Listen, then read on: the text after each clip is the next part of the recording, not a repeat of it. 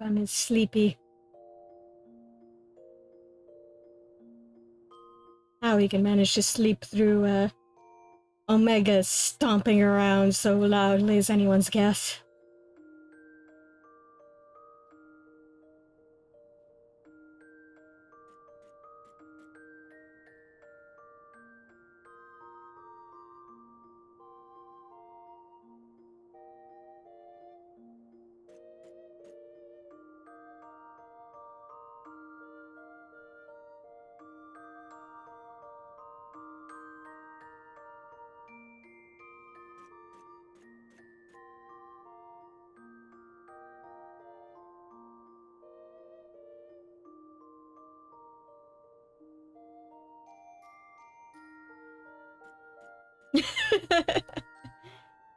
Yeah, that's probably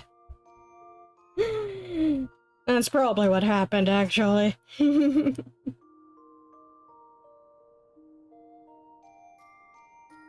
I mean, it's not like Big Omega wasn't trying to do that.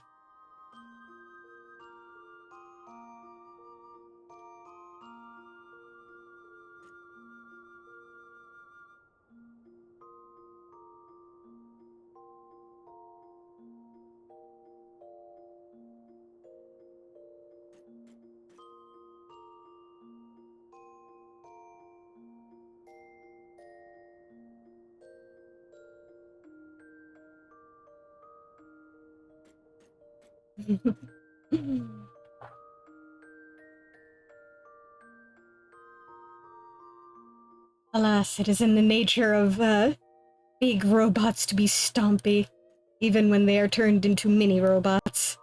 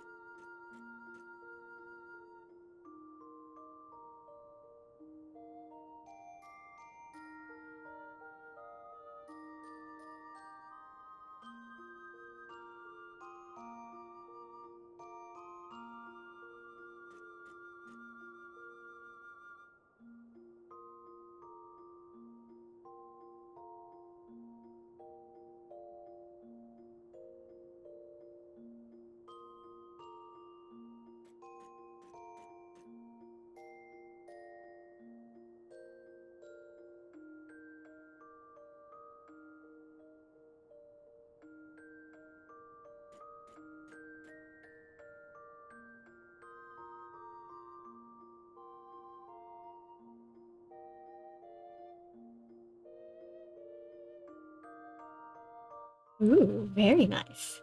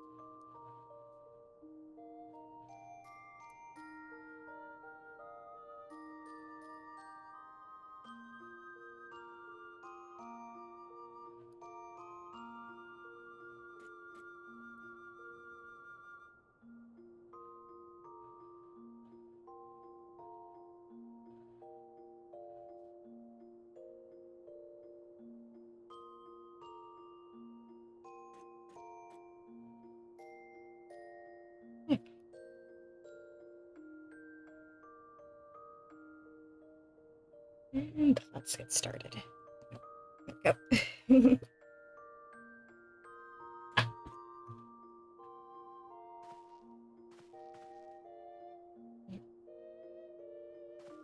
some cable management.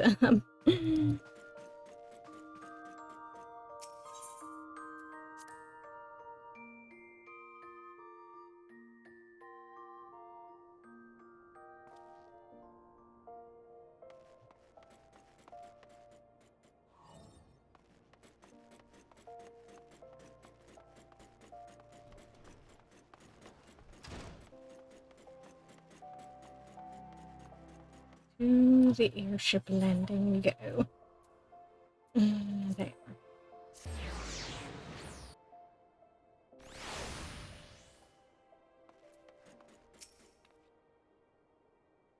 I've ridden aboard a public airship before, but this shall be my first visit to the Gold Saucer.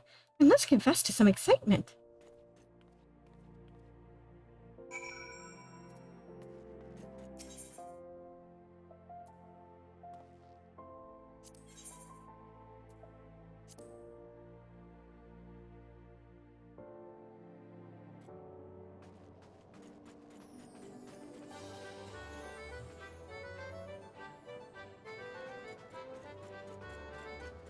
It's been a very long time since I've been here on stream. Actually, you know what? I got some shit to do here, so I may as well. Get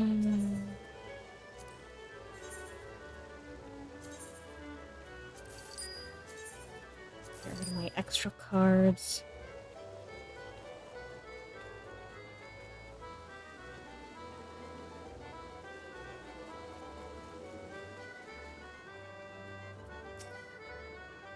I had heard descriptions of its splendor, yet I never dreamed it would be so bright and inviting. No, I couldn't possibly. We did not come here to fritter away the royal coin. Godbert will be expecting us. Come, let us head directly to the lounge and ignore these gaudy temptations.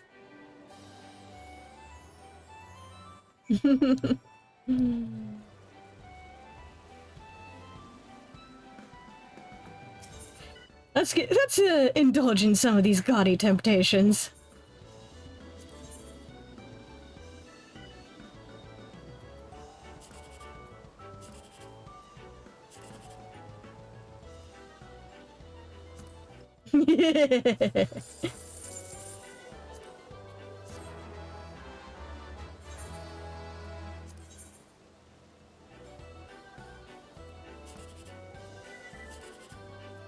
Seriously, Nanamo, it's so much fun to fritter away your coin.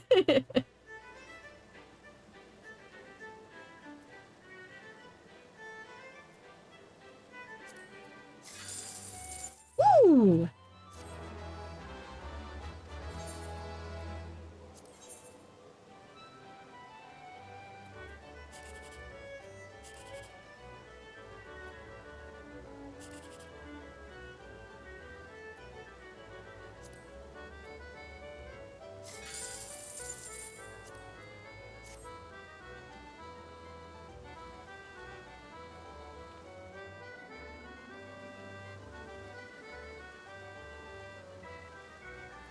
Let's see, what can I exchange? Oh. No, I want prize claim. Let's see.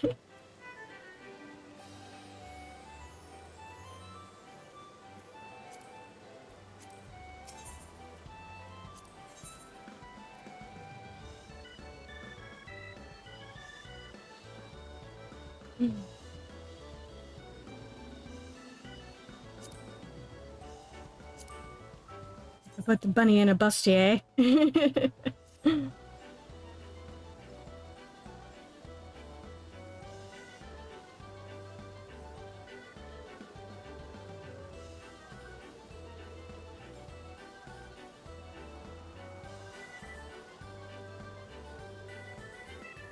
these are new.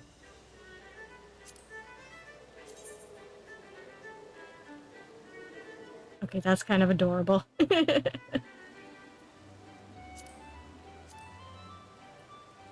Aw. Tiny little chocobo.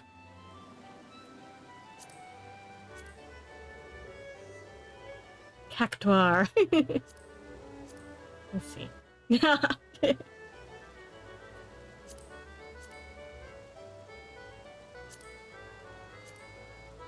Oh, that is...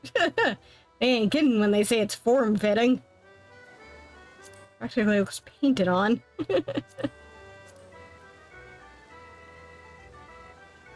He thinks it's a size too small. Right?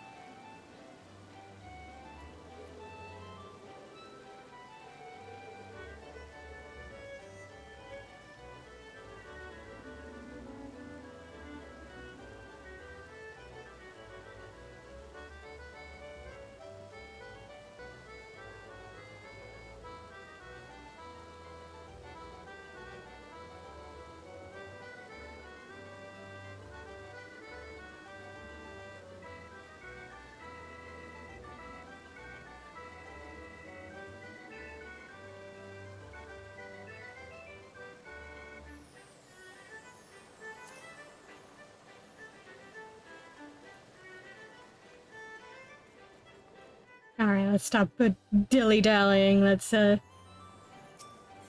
catch up to Nanamo.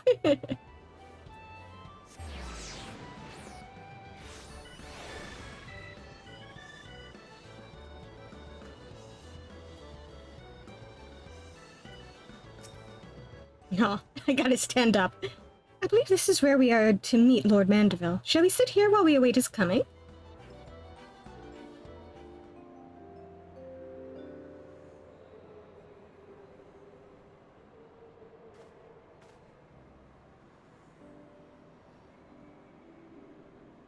My apologies, Your Grace. I've kept you waiting. No apologies are necessary, Godbert. My request was sudden, and you were kind to make yourself available at such short notice. Oh, thank God he's wearing pants. When the intrepid Svar and Darkheart and the Sultana herself come calling, there is no more important engagement.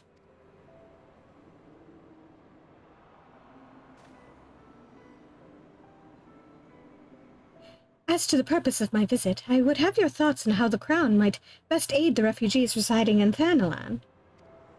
You are aware, I am sure, that many of Ala Mhigo's displaced sons and daughters long to return to their newly liberated homeland, and you are also aware of how they will suffer without shelter and work to sustain them. I would use our nation's wealth to spare them that suffering. What advice have you for me on the matter of how it might best be distributed?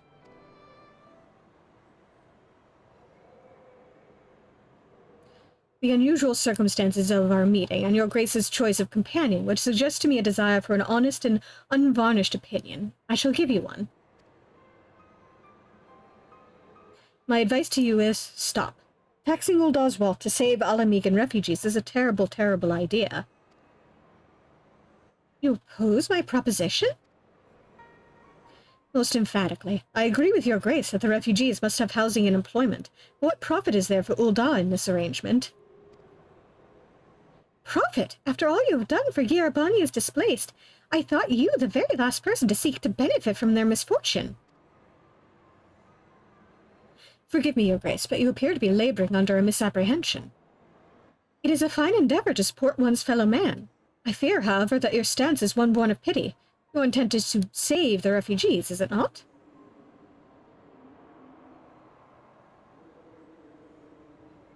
For all our potential, we are indolent creatures by nature. If unconditional charity is all we know, then we begin to rely upon it, to expect it.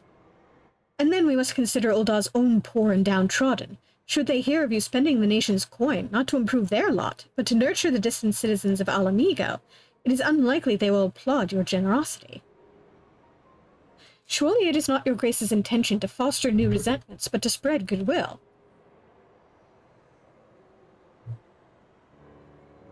Indeed. Then any support I pledge to the refugees must promote self-sufficiency, whilst also serving the interests of the people of Ul'dah. Exactly so. Such an arrangement will create a far more equitable relationship with the returning Ala Mhigans, even as it generates the revenue required to win the approval of your subjects.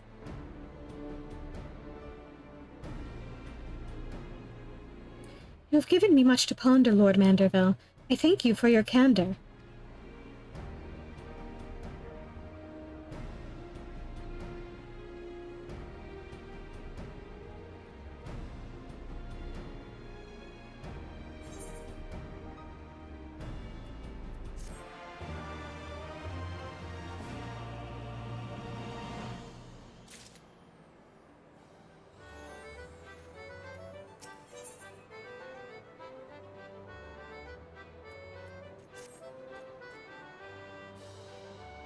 Prophet, the thought never even crossed my mind.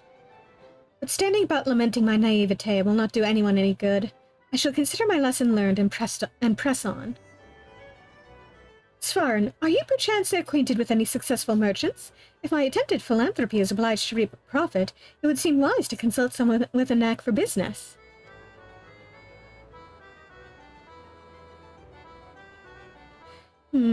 Ordinarily, I will not trust any agent of the East Aldenar Trading Company, but if you hold this Hancock fellow in high esteem, I am content to be led by you. You may repay my faith by journeying to distant Kugane and speaking with him on my behalf. Eager though I am to visit those shores, I have not the leisure for a lengthy sea voyage. Now, assuming you will travel as adventurers are wont to do, I shall await your report by the Aetheryte in Ul'dah. A fair journey to you, Svarn, and a swift one, if you please.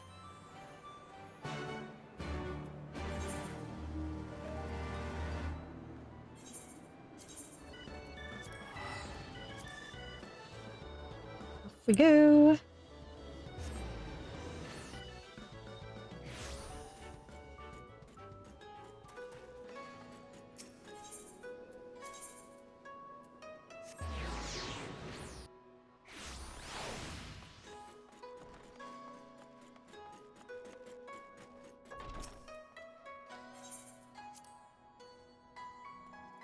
Hey, Hancock.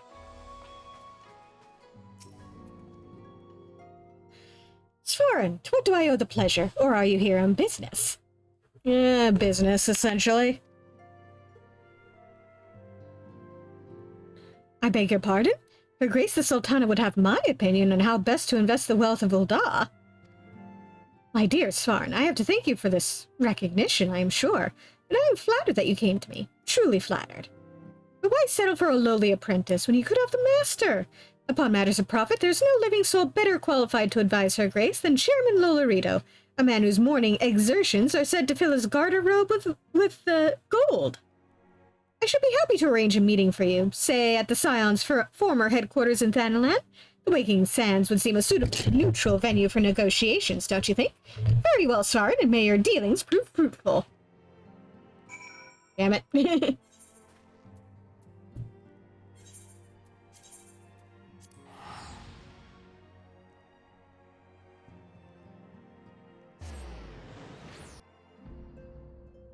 I should probably go beat up wildlife for, tickets.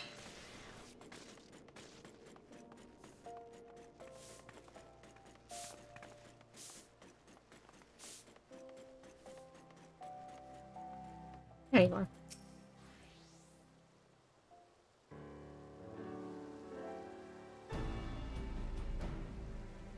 Welcome back, Svarn. Did your merchant friend have any useful advice to share?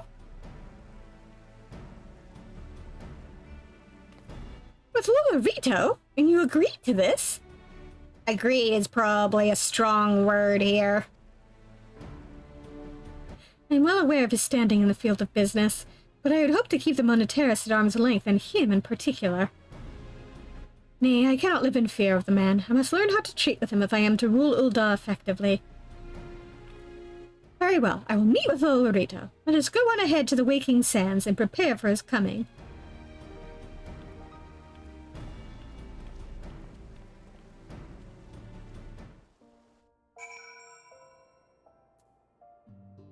Oh good, we don't have to teleport over ourselves. So this is where the Scions first congregated. I have heard many tales, but never had occasion to visit. To work then. The hour of the meeting draws near, and I would gather my thoughts. Pray see to it that we have the appointed room to ourselves. Well, I do have my scythe.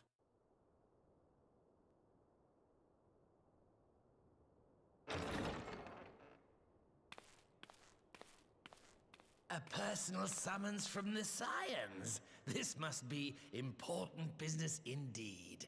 Though, if it concerns anything so underhand as an assassination, I fear I can be of little help.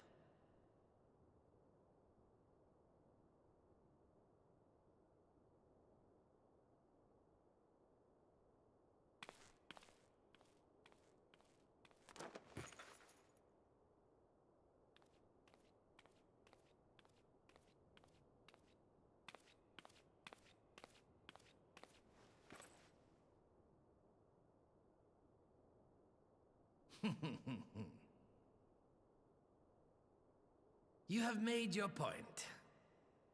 'Tis indeed unsettling to find oneself seated across from an impassive mask.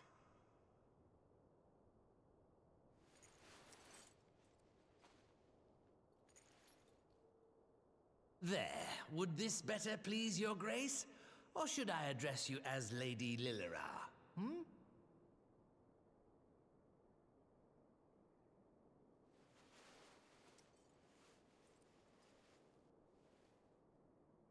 Nay, the deception has served its purpose.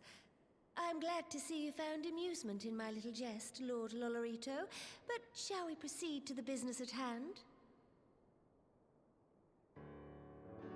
By all means. I must say I am most eager to hear your proposal. Simply put, I would aid the refugees camped in Thanalan in their efforts to return to Ala Mhigo. The reparations you paid in the wake of your earlier misdemeanors will be used to fund the endeavor, together with the fortune seized from the late Teleji Adeleji's estate. But this plan is not intended to benefit the displaced alone. I would make of this an investment which shall enrich Ul'dah and Ala Mhigo both. And who better to consult on matters of profit than the wealthiest man in all of Thanalan? I beseech you then, Lord Lolorito, share with us your mercantile wisdom. Ah, 'twould seem your grace has matured beyond acts of earnest yet misplaced charity. Pray tell me more.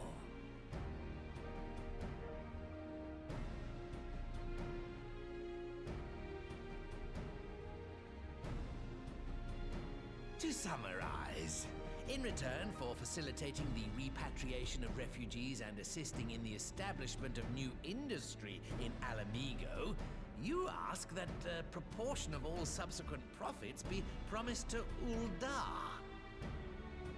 Ha! I am impressed, Your Grace. 'Tis an elegant solution, albeit one lacking certain crucial details, specifically which industry and where. How swiftly you identified the weakness in my plan, just as I knew you would. Your travels have taken you across the length and breadth of Gir Abania, and you know the land far better than I. Which of the settlements you visited would best provide a home for our refugees? which has the greatest potential to flourish, given the appropriate investment.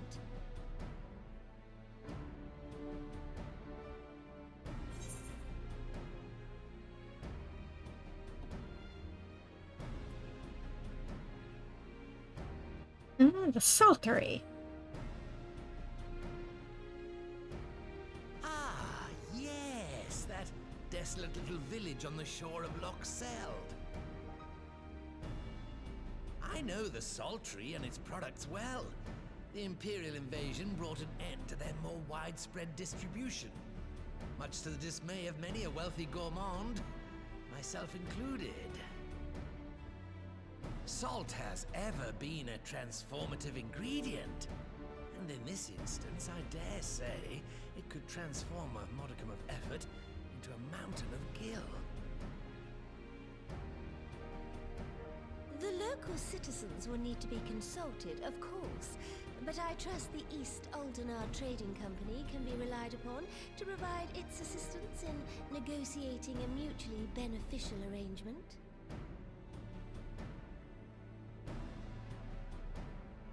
Naturally, Your Grace. I shall dispatch representatives well versed in the extraction of this white gold and wring every last ounce of profit from its production. The Loch's bounty will contribute to Ala Mhigo's enrichment, whilst easing the burden on the bull's aching shoulders, just as Your Grace desired.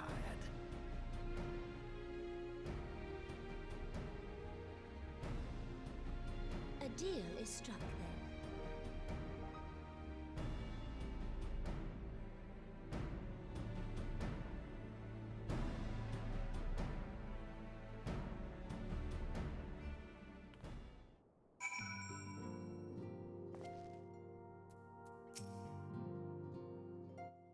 I fear it will be many years before I feel comfortable taking part in such negotiations. But I shall not complain. We have piqued Lolorito's interest and secured his invaluable expertise. Thank you, Svarin. I could not have done it without you.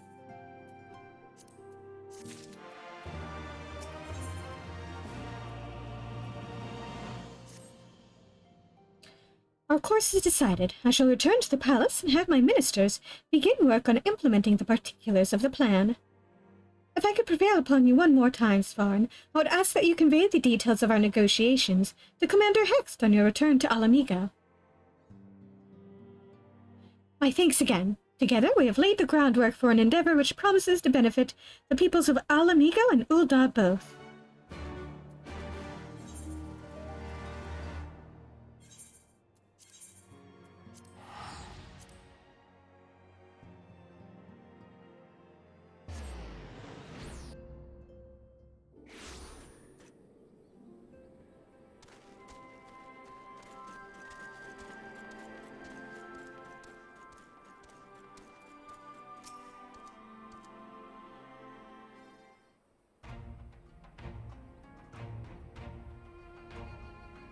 Svarin, you're back. What did Nanamo... Oh, sorry, are you allowed to talk about your audience with the Sultana? Actually. So, Raban says he's going to return to Ul'dah, but she isn't sure he wants to. Tell us something we don't know. But I'm pleased to hear she's committed to helping our refugees come home. And this plan to revitalize the Saltery does make a lot of sense. Quite how you convinced her to seek Lolorito's help is another question. After all that has happened, he is the very last person I expect her to turn to for advice. But on a more practical note, please, assuming the interim government elects to accept Ul'dah's proposal, I have one caveat that I should like you to include in the bargain. Ala Mhigo must be permitted to cover a portion of the investment. We have a fortune at our disposal, after all, and allowing Ul'dah to provide the entirety of the capital will afford Lolorito too much control. Honestly, Alpha, now, it's like Kugane never happened. What exactly does a ruthless profiteer have to do to earn your trust? Not be a ruthless profiteer? But yes, you do make a good point. First things first, though, we need to discuss this proposal with the Saltery's residents. Miskar, how do you fancy explaining the Sultana's plan to your grandfather? I'd like to hear what Wat thinks of the idea before agreeing to anything. Right away, Commander. Would you mind coming along, Svarin? I might need to fill you in on the details. I might need you to fill in the details. Then I shall come as well. Should wish to discuss figures, my knowledge of the nation's finances may prove useful.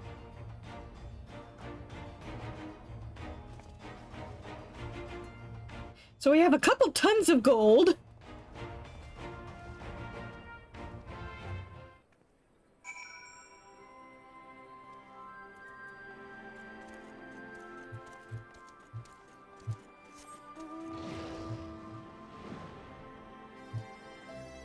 For a moment I was like, don't I have a new mount? And then I remembered, oh yeah, that's what I got on Erna.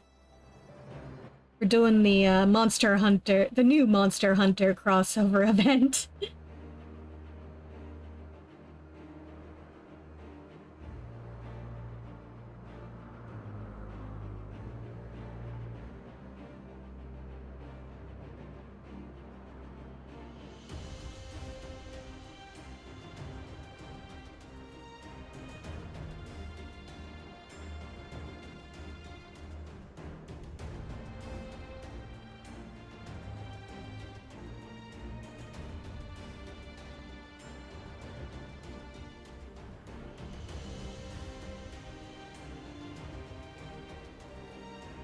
Yes.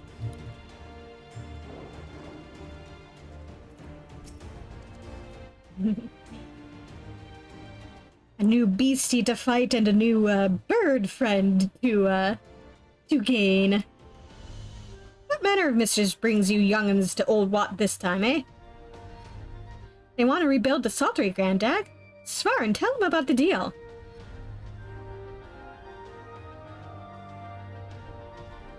Well, bugger me. We've never had the coin or the hands to put the place back to how it was, but it sounds like that's about to change. There's just one small wrinkle in your plan. It doesn't account for all the nasties queuing up to eat anyone who goes near the shore. The king used to send soldiers to cull the buggers, but the Imperials weren't about to help the likes of us. Don't worry, Granddad. We'll take care of all that. Commander Hex has been talking about starting up regular patrols, and I'm sure she'd assign me to the lock if I asked. I'd appreciate that, Westcar, my lad. Truly I would. So, does this mean you've gotten better with that blade of yours? Yeah, we're very good at dealing with nasties. I've been training, aye, but mostly to kill Imperials. You have some experience hunting monsters, don't you, Svarn? Think you could cast an eye over a few of the local beasties and teach me how to deal with them? Sure. Let's not waste any time, then. I'll see you by the lock.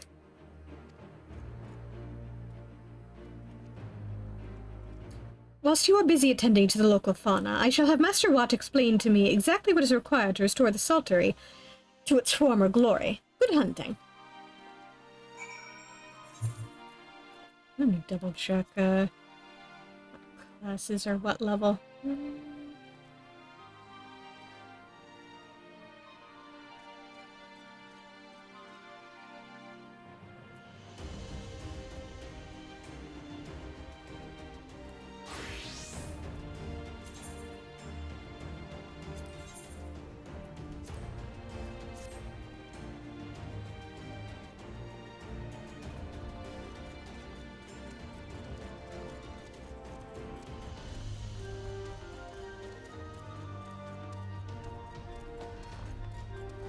Right, there you are.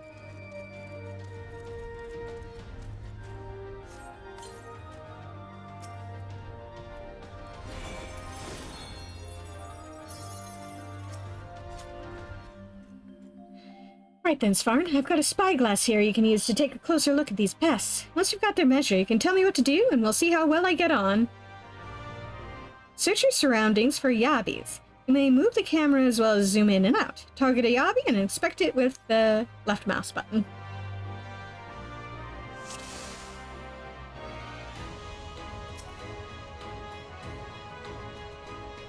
Come on.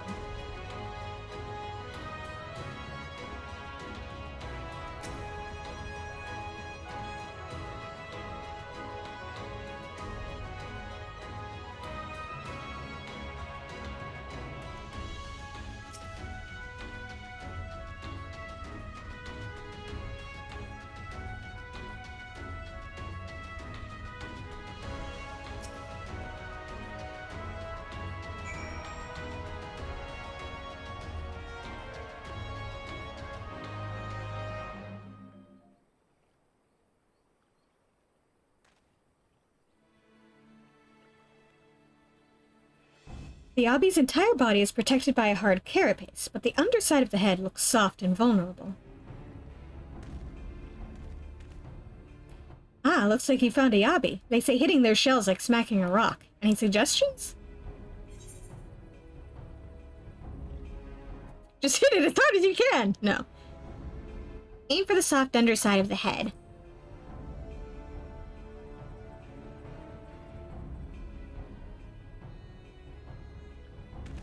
Vulnerable under the head, are they? Right then, wish me luck.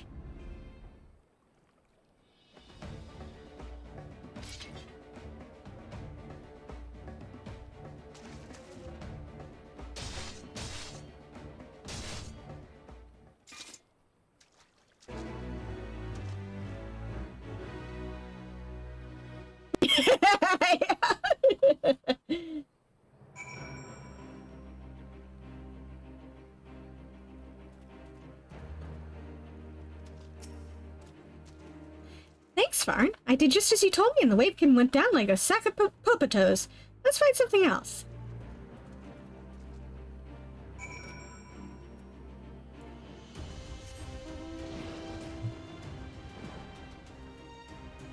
Oh, hello.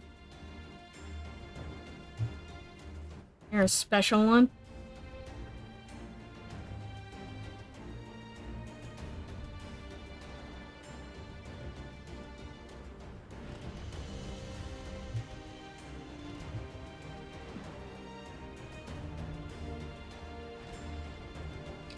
Looks like that's a rock and not a critter. I think I can handle the Yabbies now, so we should try something different. What else is out there? Search for a Phobad.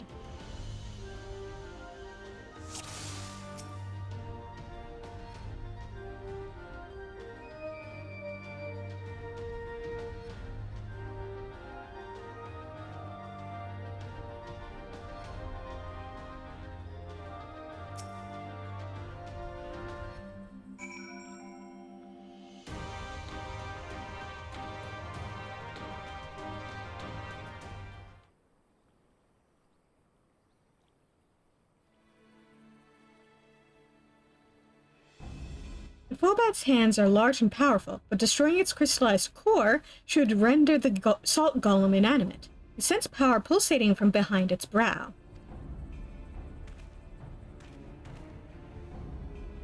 Ugh, a Phobad. How do I defeat one of those?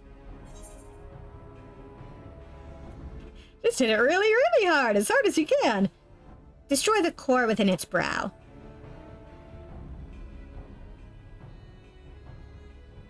Inside its head, is it? I'll try to stab it right between the eyes, then.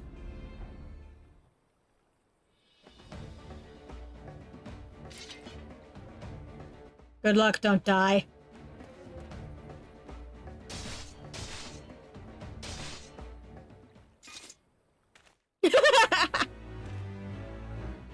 Deflated.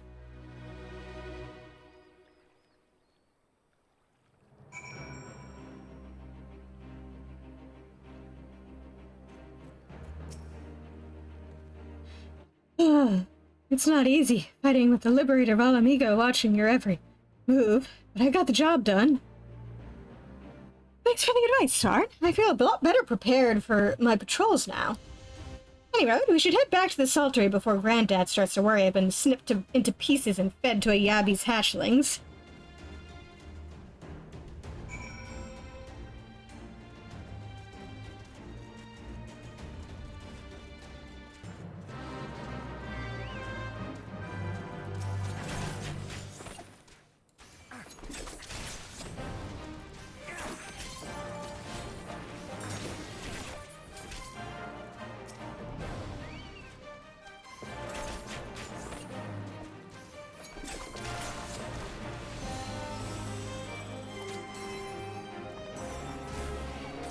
Ouch.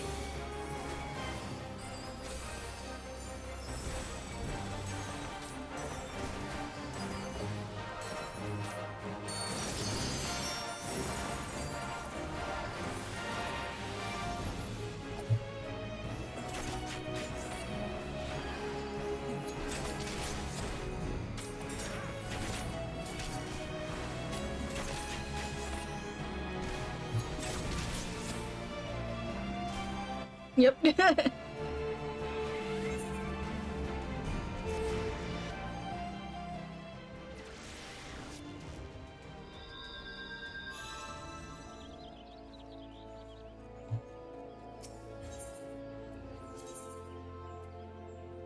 That thing hit like a ton of bricks.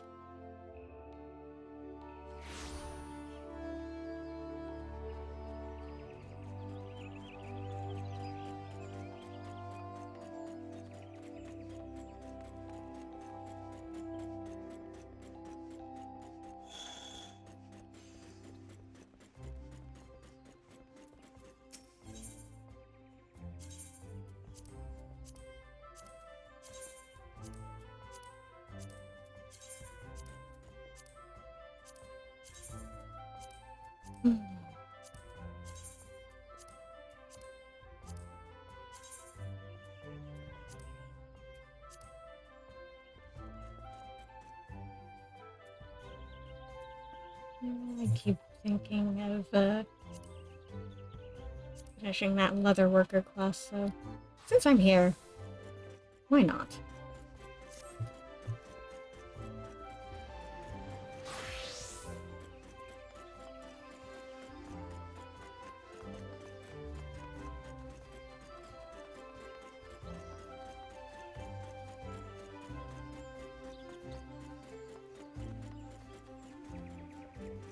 Knock that off my list and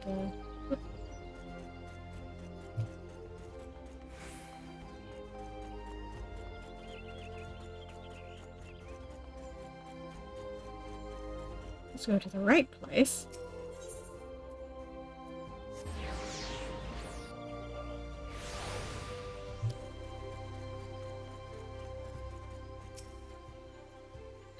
What's that you say? You wish to submit one of your works for the exhibition? And pray hand it over without delay. The judging is about to commence.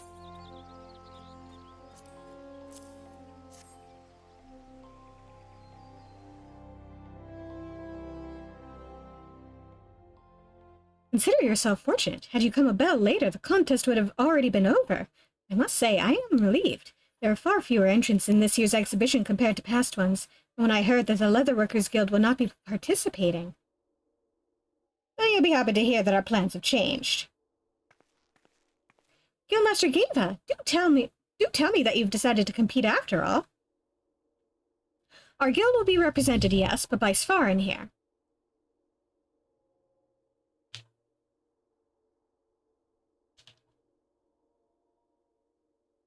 What an unexpected turn of events. But I must hurry. The exhibition is about to begin.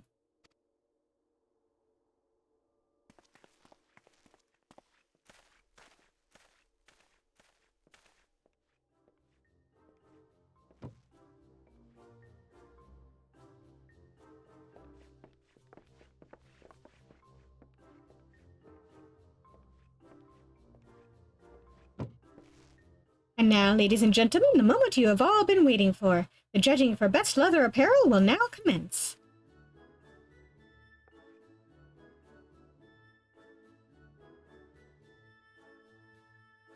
It would seem that an unprecedented number of last-minute withdrawals have left us with precious few candidates worthy of top honors. Nevertheless, we'll proceed as planned.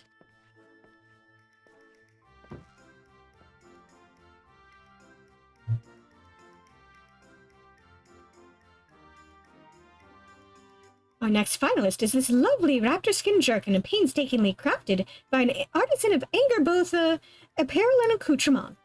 Judges, if you would.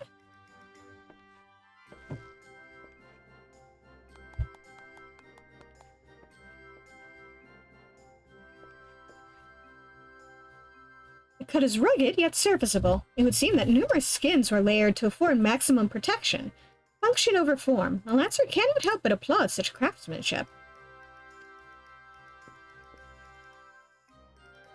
The tanning work is clumsy, but the sturdiness of the piece cannot be denied. In times of war, speed and practicality are virtues. I would say that it is worthy of consideration. As wasteful as ever, I see. How many raptors did you butcher to create that misshapen mess? Ah, Geva, fancy meeting you here. stand back and watch as that misshapen mess is named Best in Show. Our next and final piece is this last-minute entry from the Leatherworkers Guild.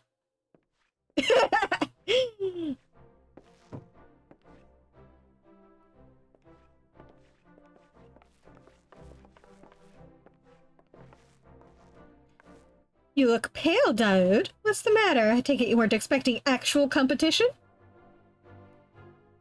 Why, this is positively stunning. One can almost feel the raptor's very life force exuding from this jerkin. Not a single seam out of place, and not a single cut of the hide wasted. This piece was clearly crafted with a profound respect for the beast whose life was taken to create it. It offers superior protection to the Angerbotha piece, while at the same time allowing for greater freedom of movement. This jerkin would be a proud addition to any archer's armory chest. In my line of work, I've seen many an adventurer come and go. Rare is the one who possesses the aptitude and diligence demonstrated by the creator of this piece.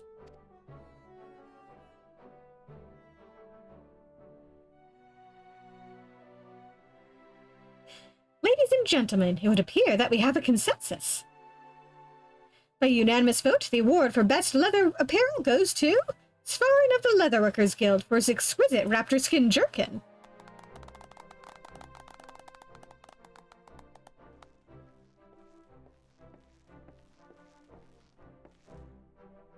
Daoud of Angerbotha Apparel, I presume. We are investigating numerous accusations of harassment, extortion, counterfeiting, and poaching. If you would be so kind as to come with us so that we might discuss these allegations in private.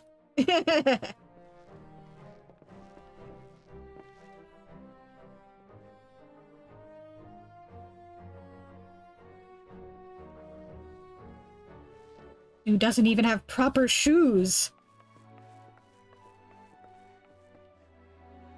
Well, Svarin, it seems our work here is done. Let us return to the guild.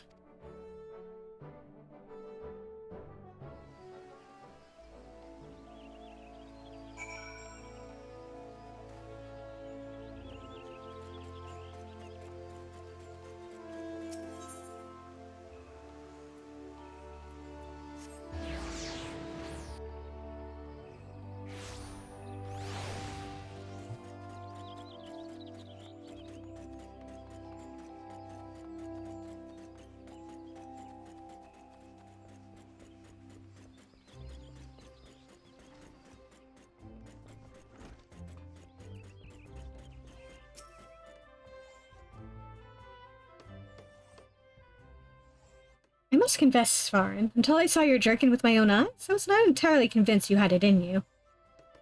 But you did. From this day forth, I am proud to call you not apprentice, but peer. As for me, I can finally return to my own work, free of headaches and distractions. Though, as luck would have it, we have a veritable legion of erstwhile Angerbotha defectors knocking at our door, looking to rejoin our rank. They think their false tears and trite words of remorse will earn them my pity? Ha! I'll send them straight on their way and lop a square of off their hindquarters for good measure. Or so I once might have done, but who among us has not erred? Even I have been known to make mistakes, albeit rarely. And so I will give these turncloaks a second chance. But mark my words, any who so much as thinks of crossing me again can look forward to a new life as a subliger. The life of a guildmaster is fraught with frustration, yet I would gladly deal with 1,000 hapless apprentices for even the slimmest hope of seeing one flourish as you have. With your triumph at the exhibition, your goods are sure to be in demand across Eorzea, but you must never forget how you achieved your success. Unflagging dedication to your craft and a deep respect for the lives you must take to perform it. Remember always the values of Fenil, and I have no doubt that you will do us proud wherever you go.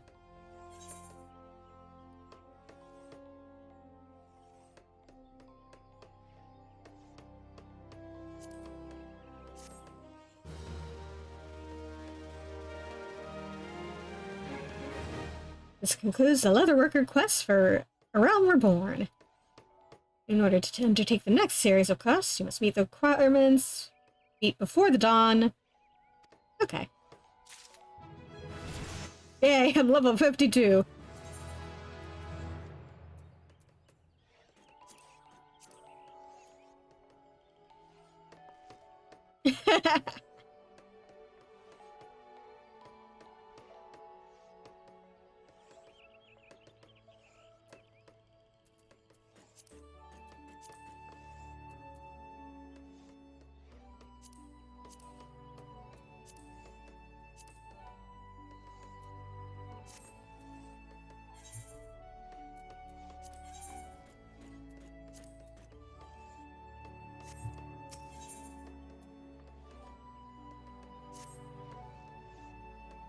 Ah, Svarn, good. Something has happened recently that has not happened in a long time. An order has come from Ishgard. A merchant named Eld has requested a section of Fenil's finest goods. I've seen to it personally that she will get our best. I want you to deliver the guild samples to her at the Jeweled Crozier, but only because I can trust the important part of this task to you and you alone. If I know anything of merchants, this is a prelude to a substantial order. The guild will not take it. Our protection puts the balance of the 12s in enough peril as it is.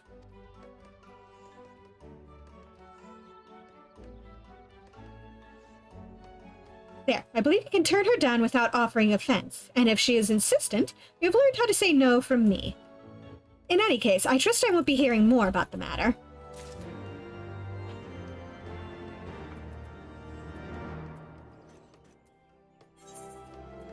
Yeah, she's totally not going to, twist my arm or anything.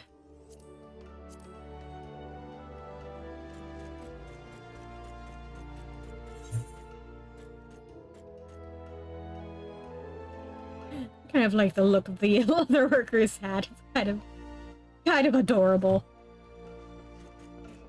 Yeah, damn it. I always forget which door to go out of.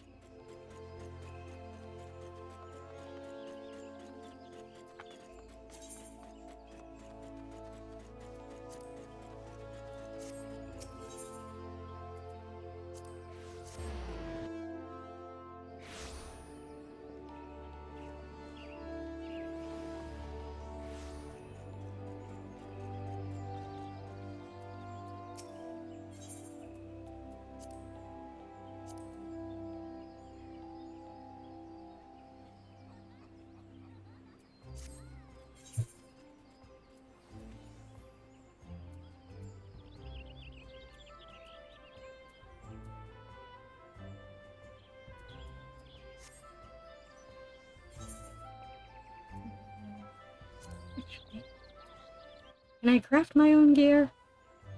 I don't think so, but... Oh. I can.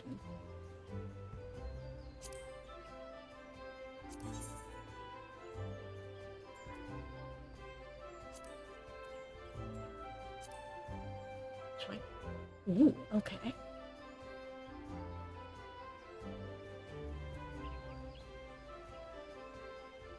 More goods.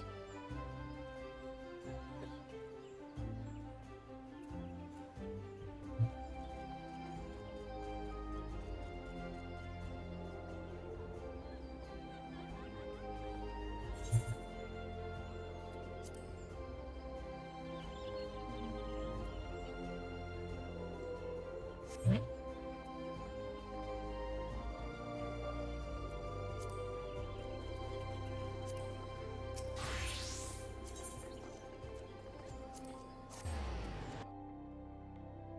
Let's see if I can get better gear.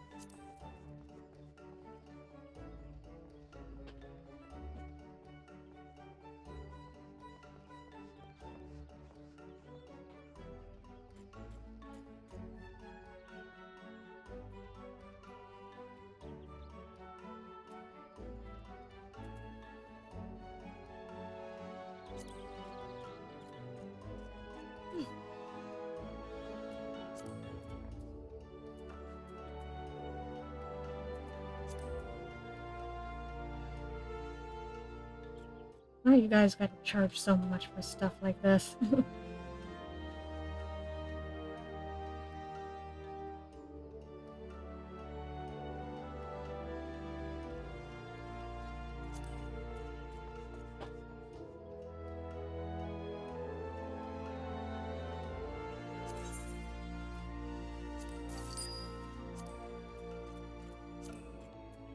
Yeah.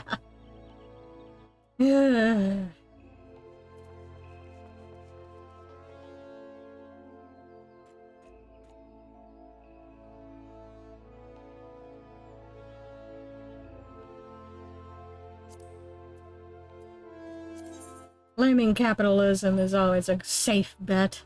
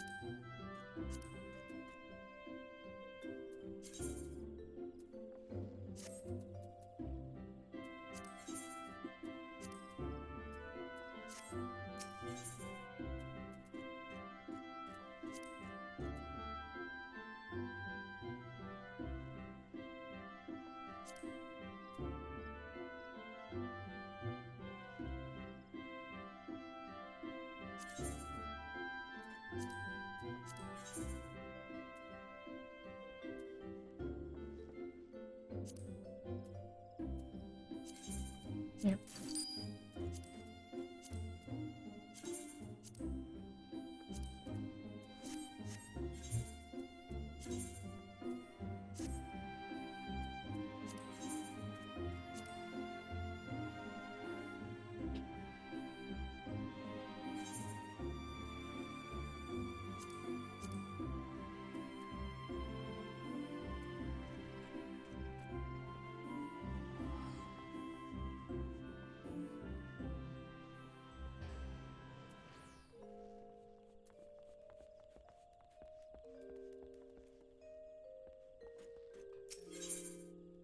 Just need a couple more points of control.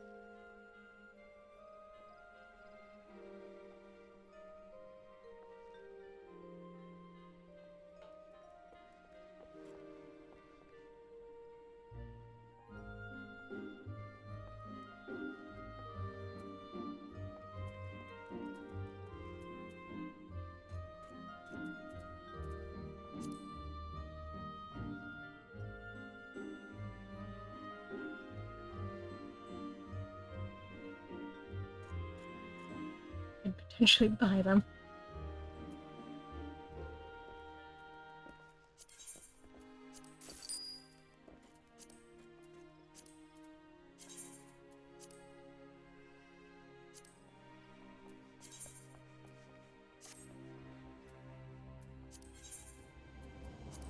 There we go. Finally, I have enough to craft the thing I wanted to craft. To craft my own equipment.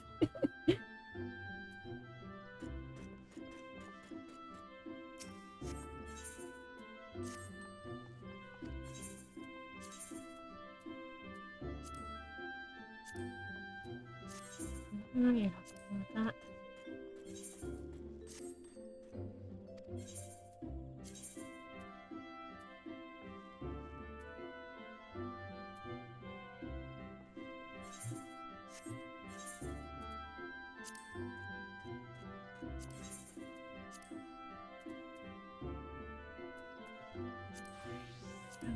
Let's come up. And I'll start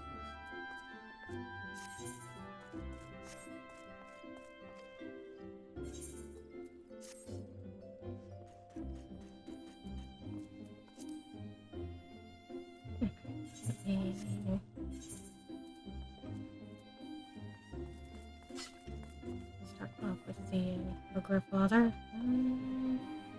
Nope.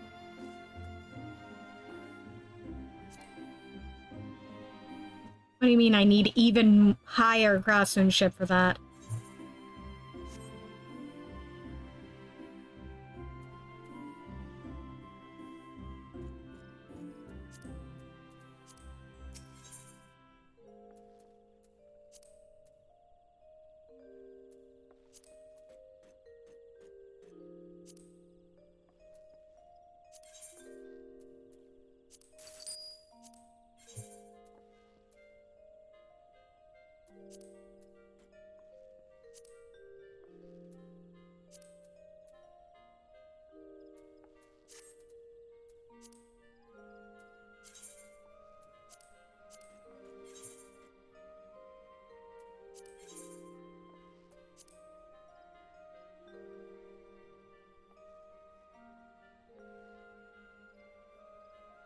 God damn it.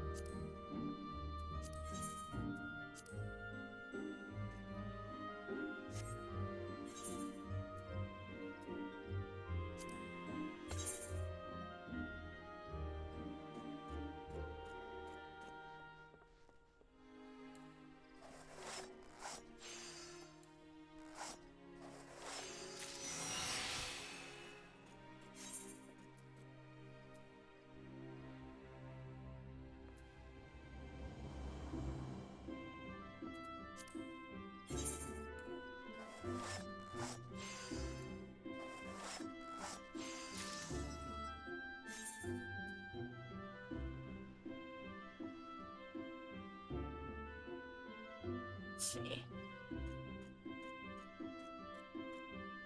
I make my own pants at least.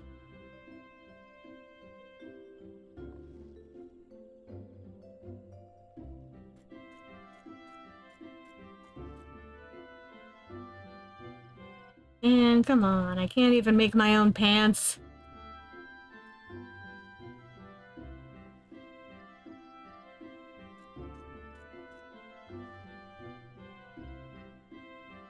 What a ripoff.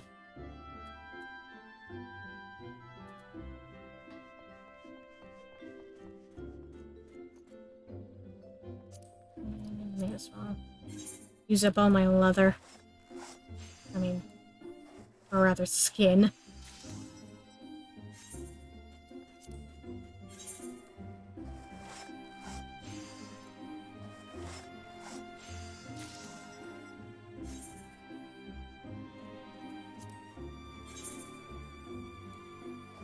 Right? There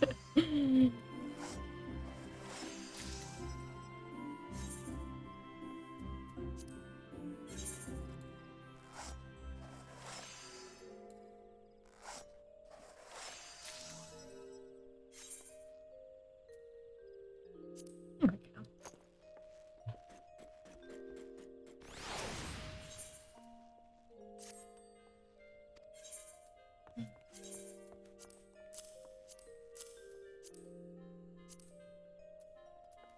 And let's put that leather away. Let's see.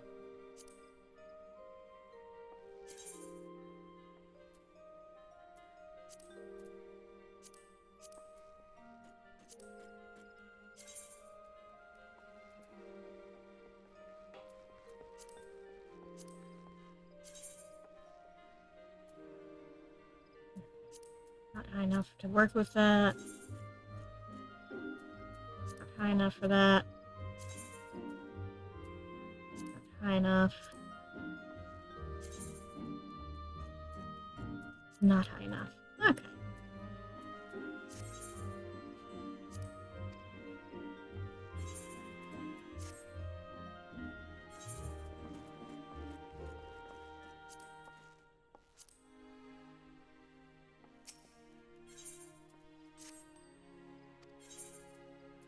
Let's get all the ingredients I need.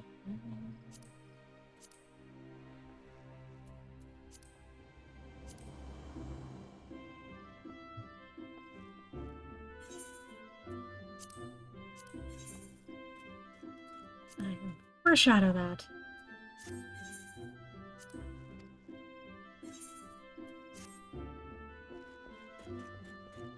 Actually, I wonder if the guild has any. Or if I'm gonna have to go look at the market board again.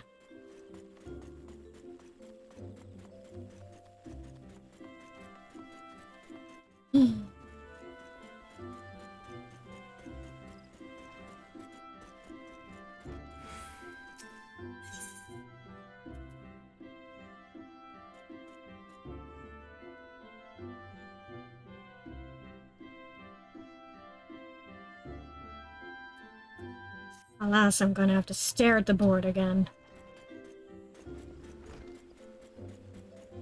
I had a feeling I'd probably have to, but oh well.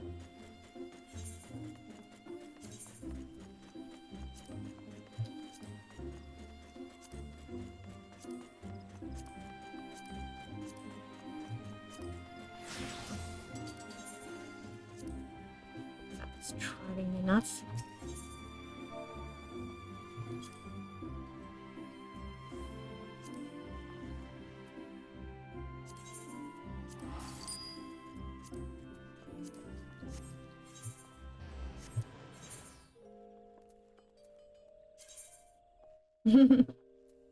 It is very handy in a pinch.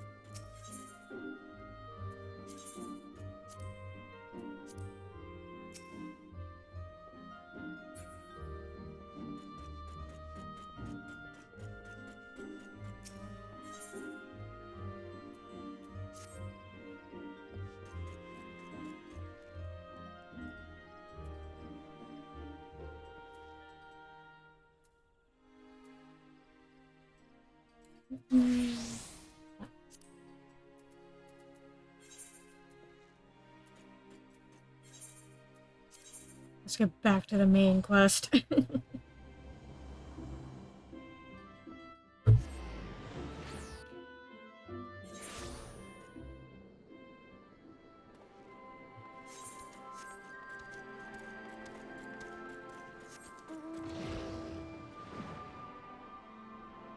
I need money and experience.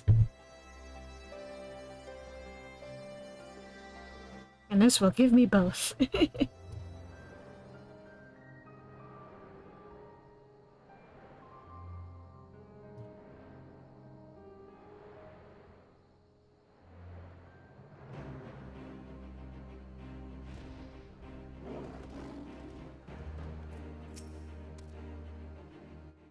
Right. I see you've returned in one piece. Dealt with those beasties then, did you? I fought them myself, after a bit of instruction from Svarn here, like. Once I've shared what I've learned with the others, we should have no trouble keeping the shoreline clear. Good lad. A fine young man you've become, Whiskar. A fine young man indeed. Too often of late I hear tales of folk over in the city, drunk on victory and hungry for revenge, their heads stuck firmly in the past. But we need to set our sights on the future, on things which will improve our lot. Things like getting the Saltery ready to welcome our long-lost countrymen.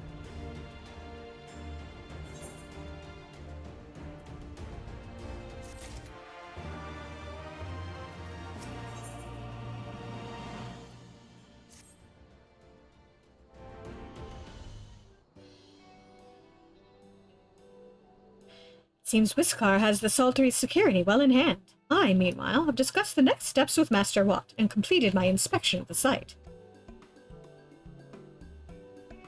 With a little work, the vacant buildings here could be made into very presentable dwellings. Message from General Alden! Apologies for the interruption, sir, but the General would speak with you at your earliest convenience. Do not feel obliged to wait around on my account. I'll remain here to hammer out the finer details with Watt, and act as an intermediary with our business partners in Ul'dah. You should go. General Alden asked that you wait for him by the main gate in the Ala Mhigo quarter. My apologies again, sir. Fare you well.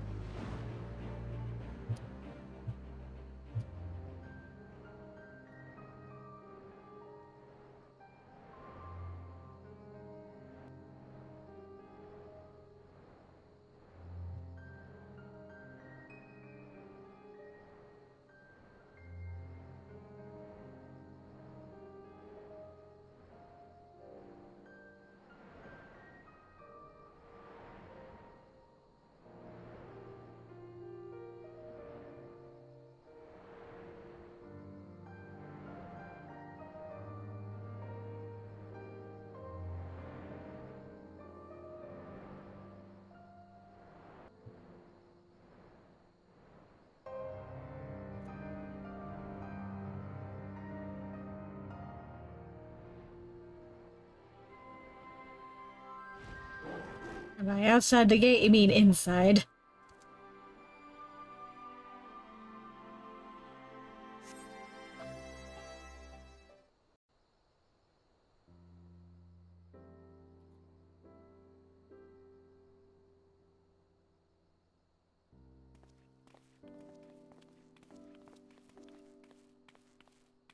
Apologies for the wait.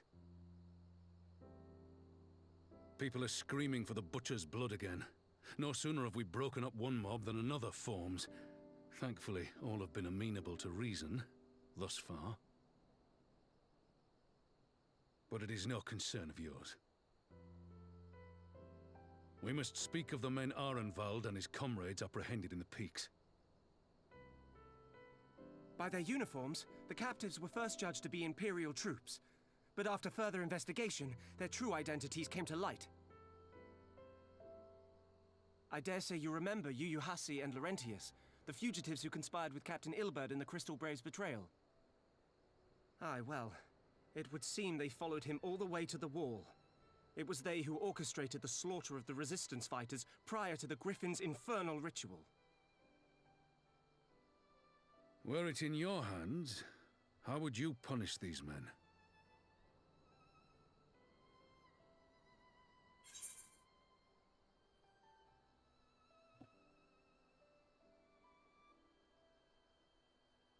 Oh boy, this is a tough dilemma.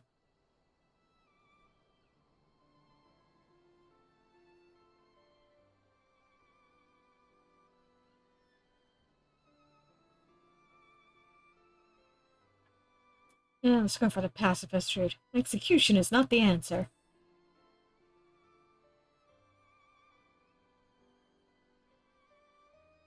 You would spare these animals? Yours is a more merciful brand of justice than mine. In any event, I thank you for your honesty. When the time comes for the Alliance to pass judgment, I'll see that your opinion is heard. Well, that concludes our business here. But there is more I would say. walk with me.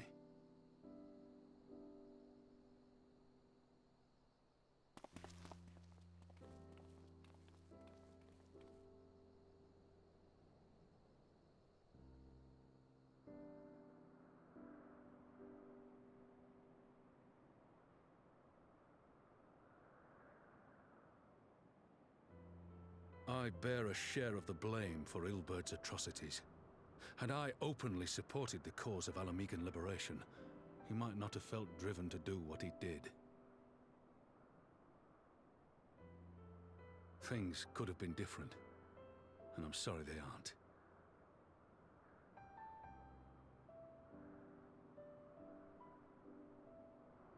But even after all that has happened, my homeland is free.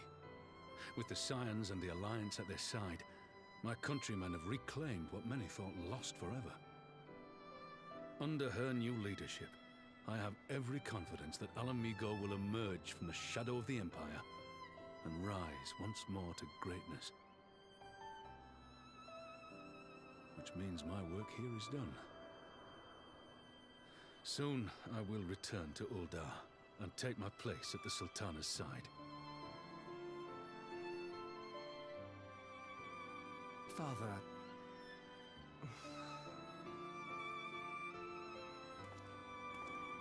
I'll not deny there's a part of me that wants to stay. The same part that contemplated renouncing my rank and joining you as a wandering sellsword.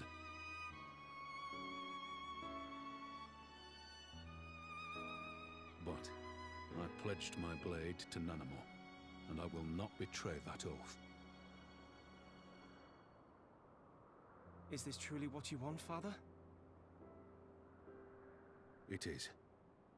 Ever has my sword been hers to command, and ever shall it remain.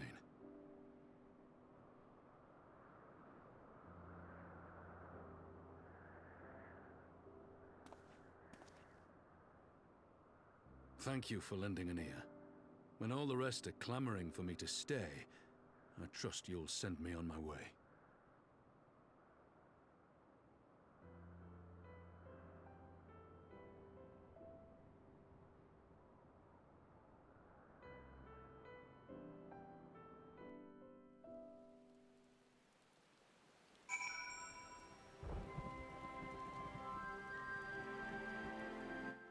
Oh boy!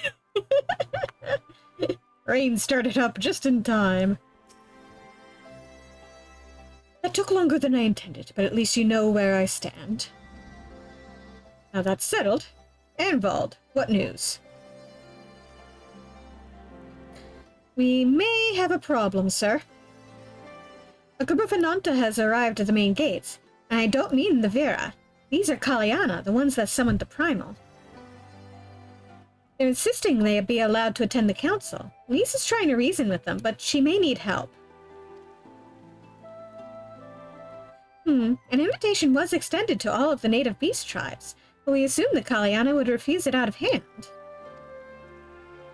We had best go and see for ourselves. Pippin, take command of our forces and be ready for battle.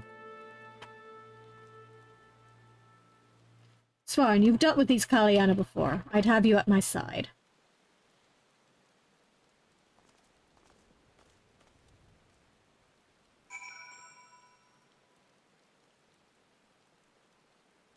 I'm sure they're peaceful. And this won't be a horrible, idea at all.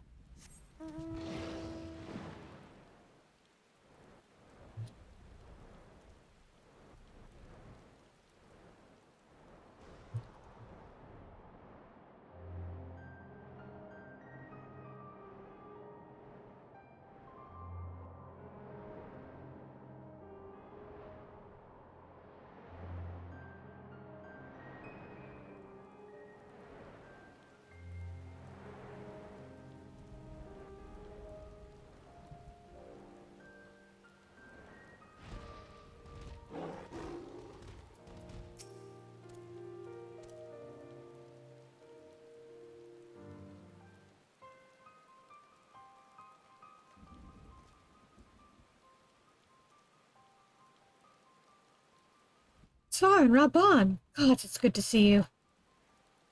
Ah, the Slayer has come. We have not forgotten how you sinned against the Lady of Bliss. But we did not come here to shed blood. You claim to seek harmony with all who call Garabania home. If this is truly your wish, you will welcome us as envoys of the Ananta.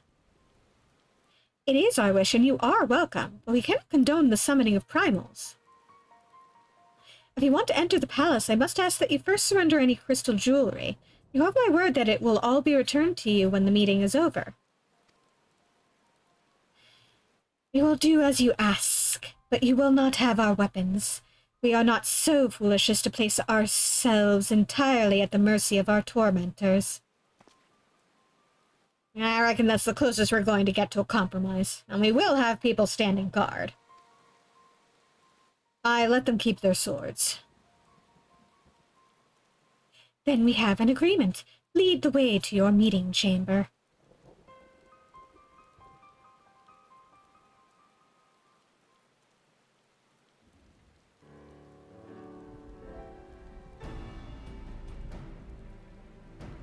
I do have the feeling we've welcomed a viper into our midst.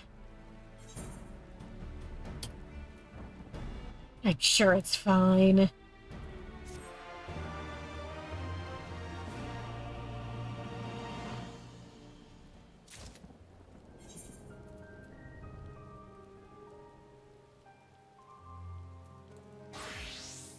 me check.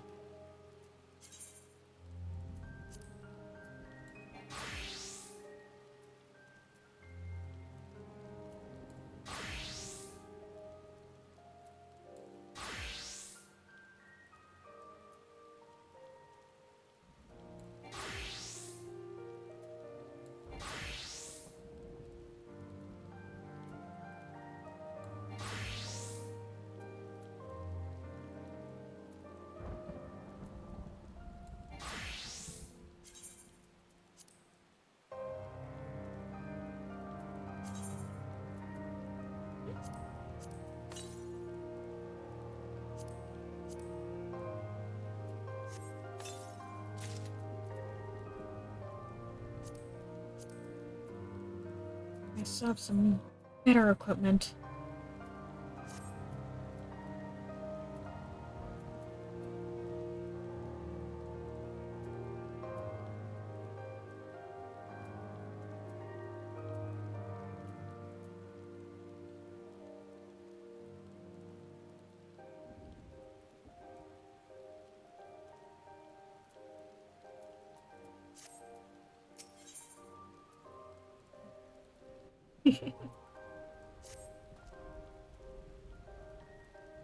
The Scaliana Elder's intentions seem at odds with all we know of her tribe. What think you, Svarin?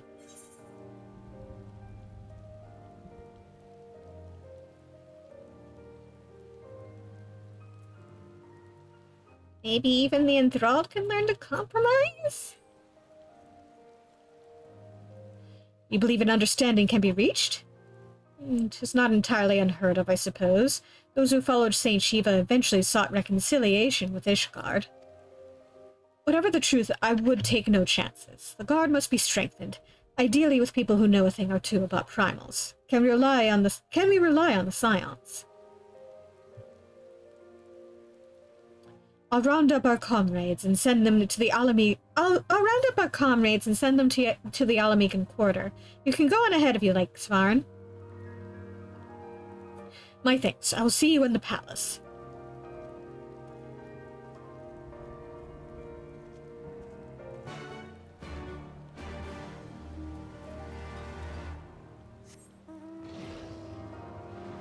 Oh boy, oh boy.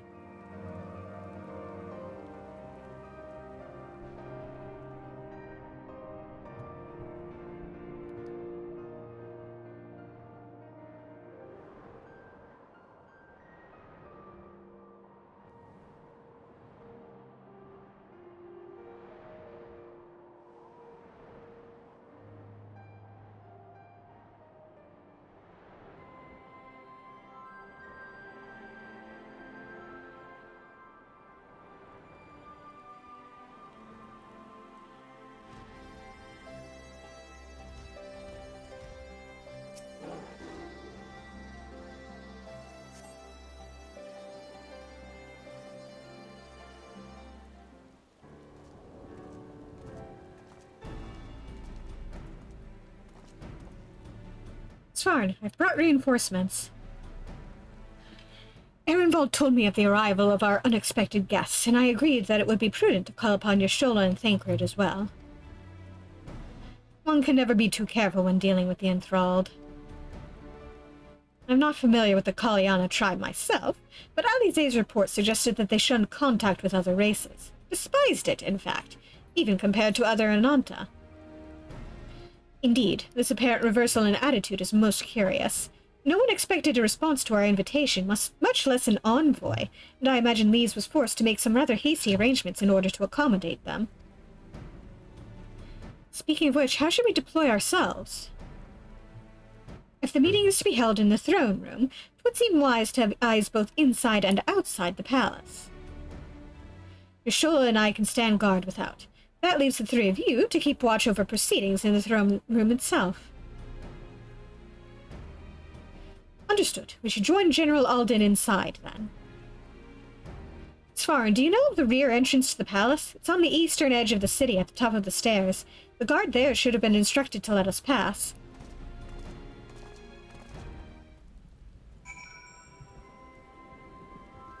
You know what?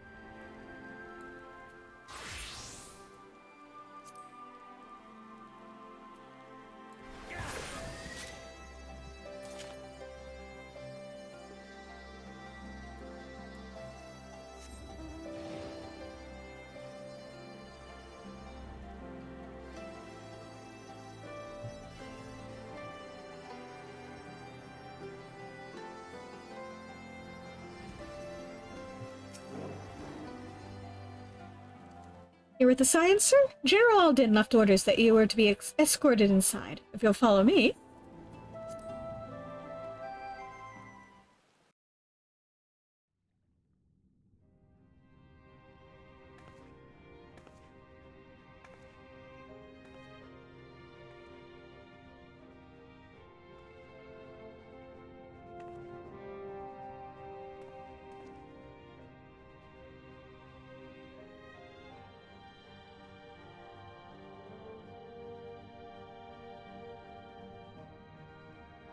Thank you all for coming. I am Lise Hext, and I speak for the Resistance. Among you are village elders, refugee leaders, envoys from the Ananta and the Kikern. You've come from every corner of Girabania to help decide the future of Ala Mhigo. But before that, I want to ask you a question. What was the first thing you noticed when you came in?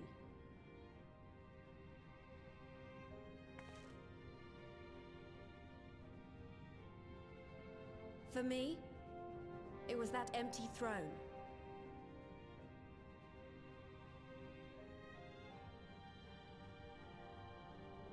It has no one to sit on it now. No viceroy, no king. Would any of you like to take their place? Or should someone else sit there?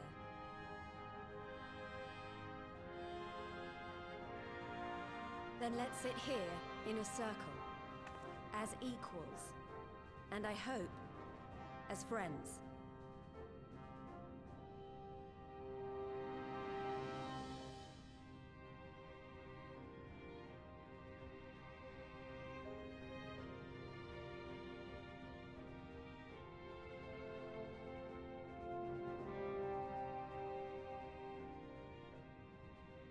Expertly done.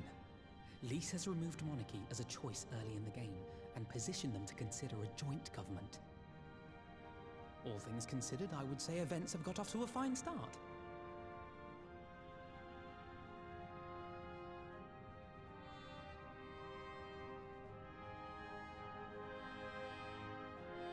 And that is Alagana's stance on the matter. Thank you, Ragenfrid. Another vote in favor.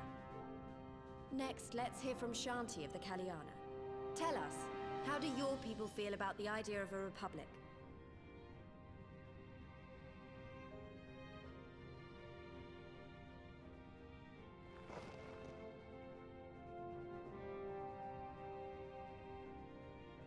The Ananta, wish only that those who dwell within Gir Abania devote themselves to our faith.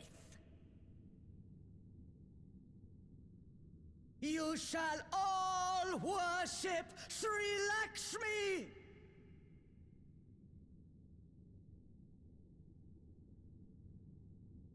Lady of Bliss, grace us once more with your beauteous visage!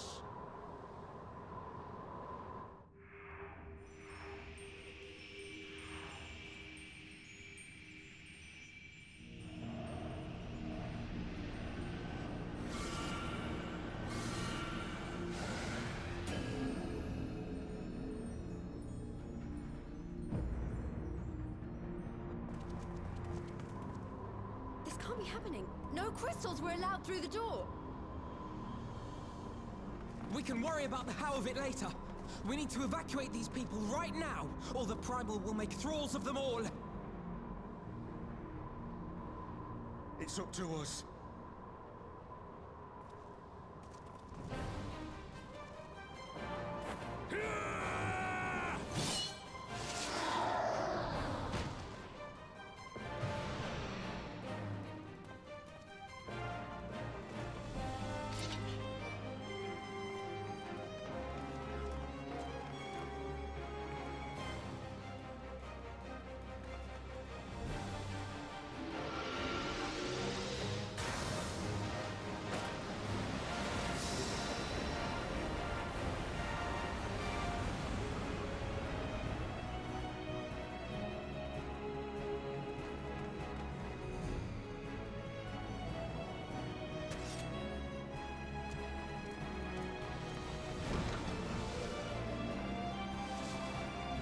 Gods damn it!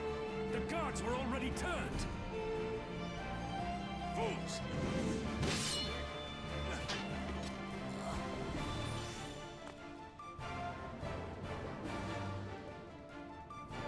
No, you don't! The Kalyana would see us all enthralled. Then they're going to be sorely disappointed. We have the Warrior of Light and Arenvald to shield us. Aye, but they can't well defend your guests and attack the primal, can they? We're stuck on the back foot.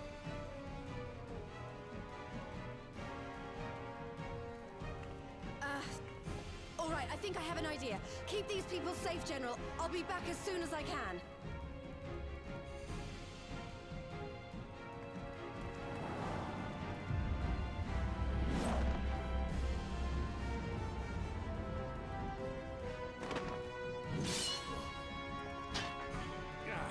Whatever she's about, she'd best make it quick.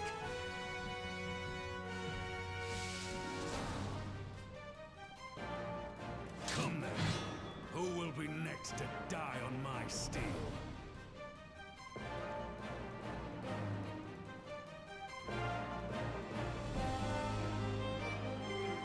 Oh boy.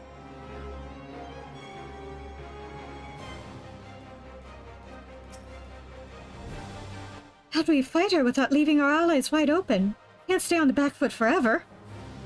Oh, damn it, if I think like that, we've already lost. With the Warrior of Light at my side, we can do this. Isn't that right, Svarin?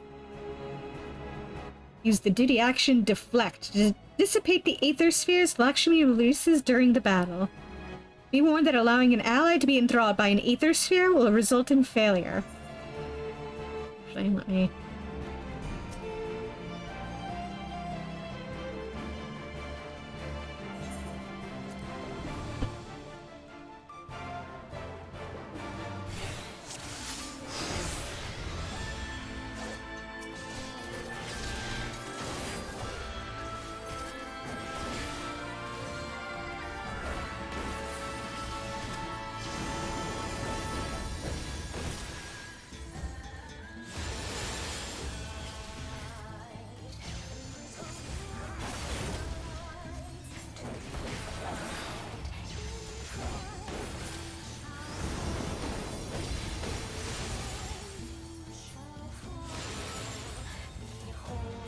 Got that one. Why, I offer you peace and serenity.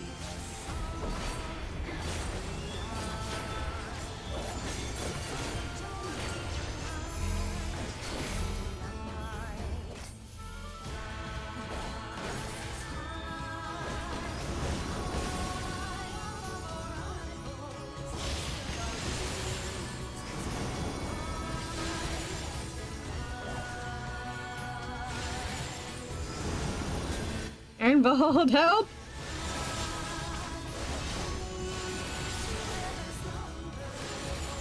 I got that. Oh,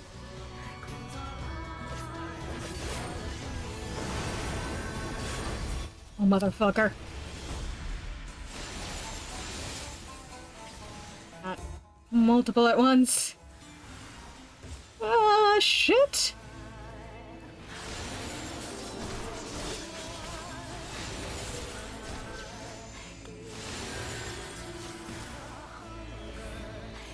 Yeah. Shit, come on! Ah, damn it!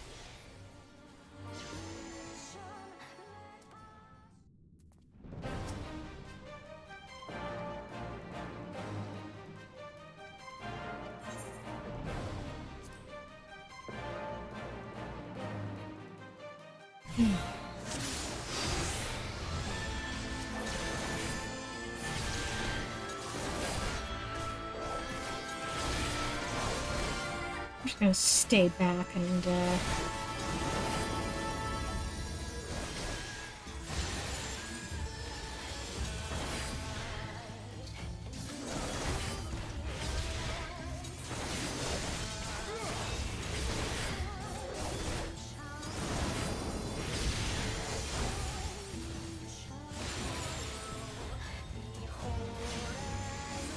stick to this side, and hopefully Iron Gold will stick to the other side.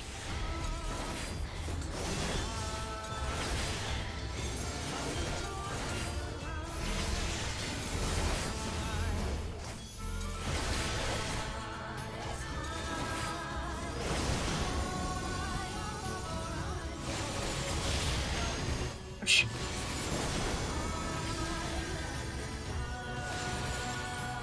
Thanks, Alfie.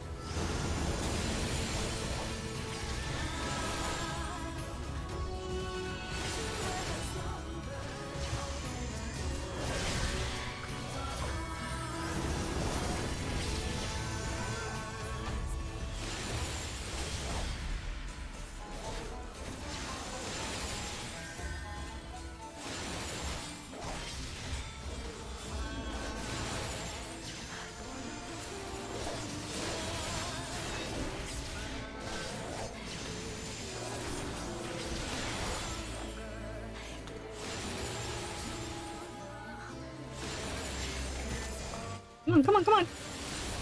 God damn it!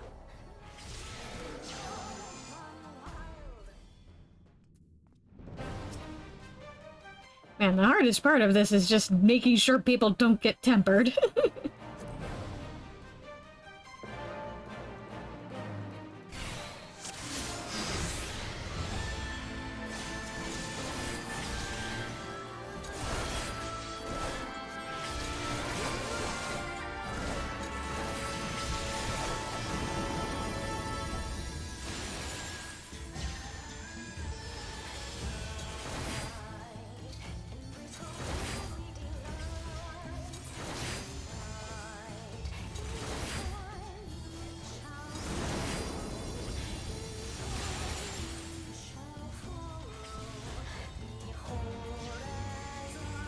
Wow, I offer you peace and serenity.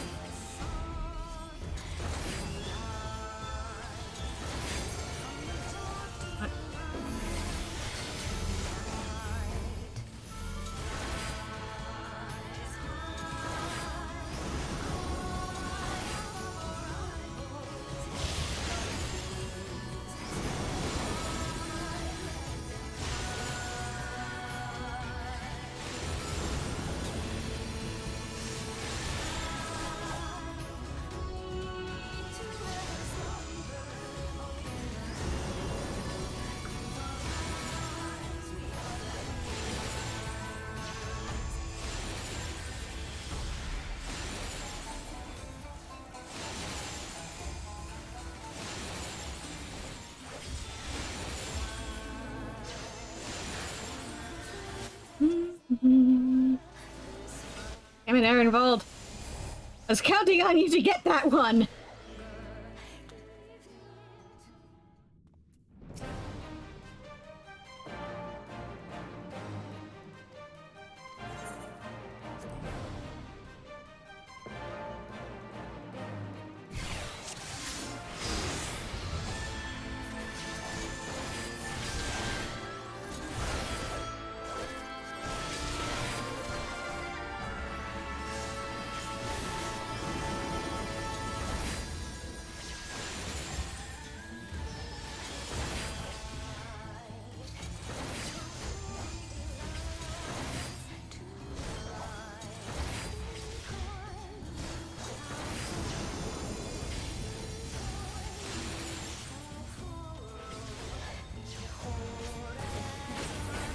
Why, I offer you peace and serenity.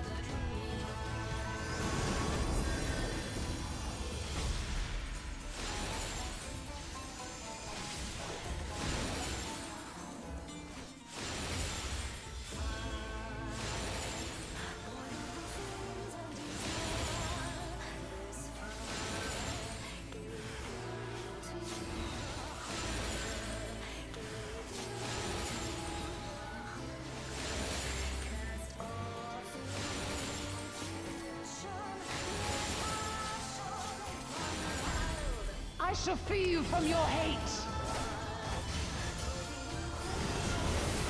Oh, Jesus.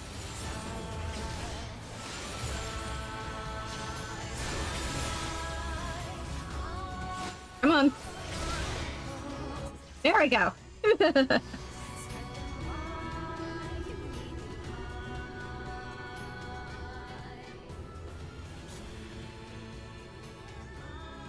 it all! It's only a matter of time before we miss one.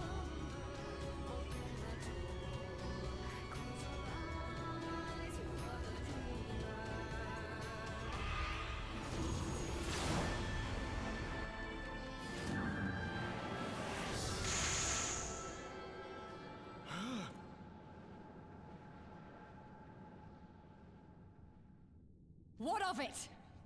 Do you want to kill this thing or not?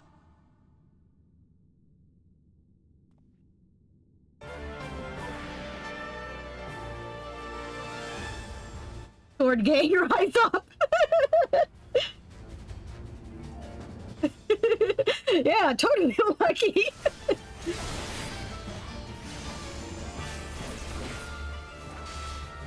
I'll main tank this one.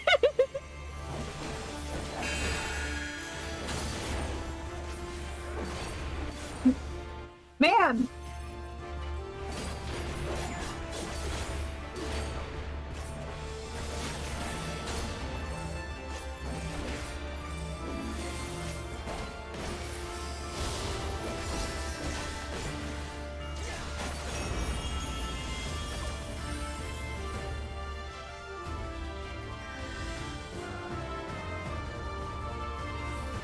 Good job, Raban.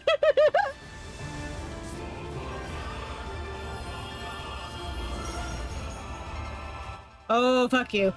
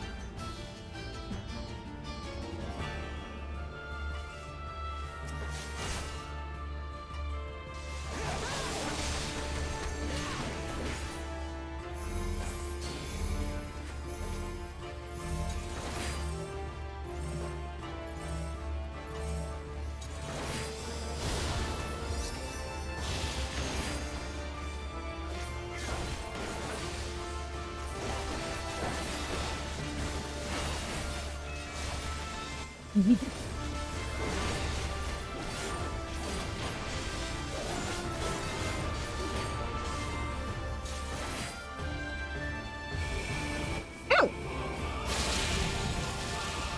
Oh man.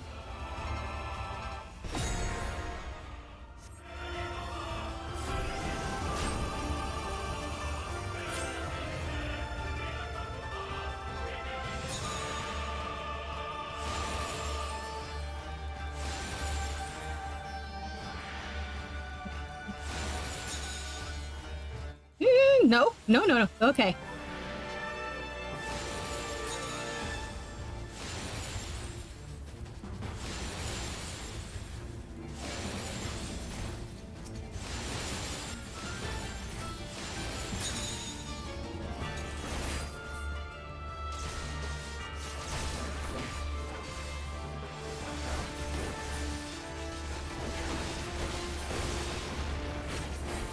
And we don't want your gift, ma'am.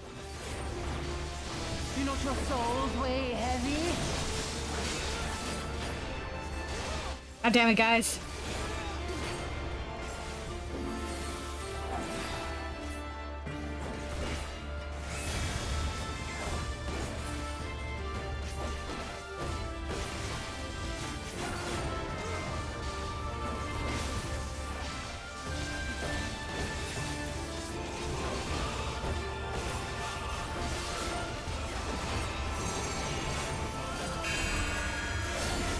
Jesus. Okay. Please, no!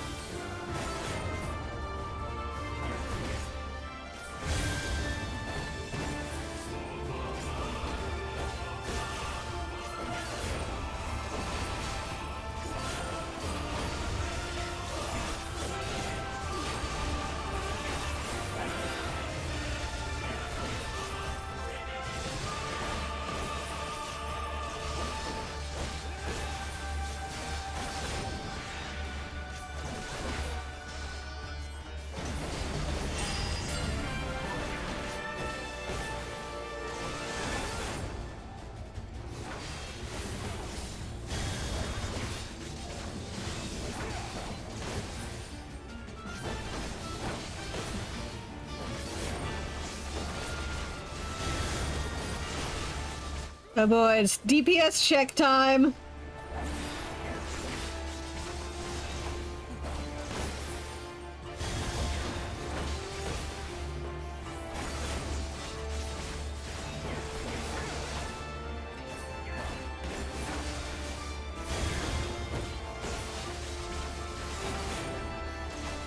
I'm trying to kill her.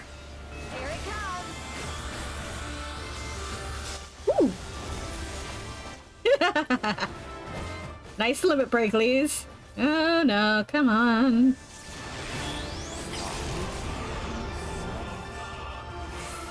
Yay! We didn't, the DPS didn't screw up! Hooray!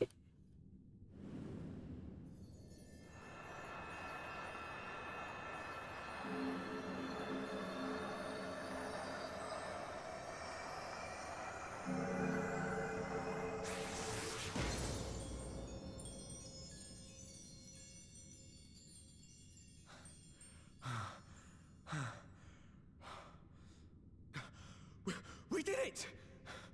We beat her!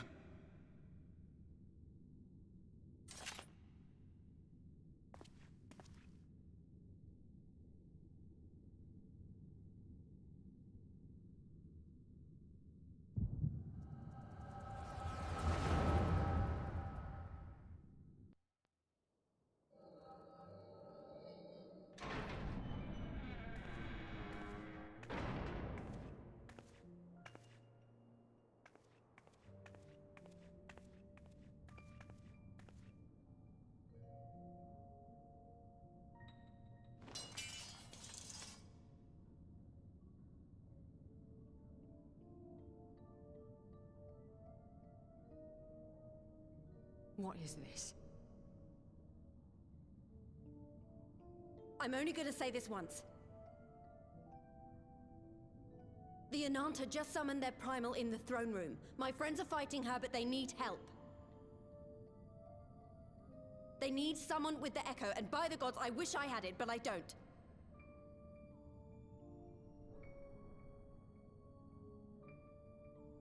I told you before that you still had time, but things have changed. I need your answer now.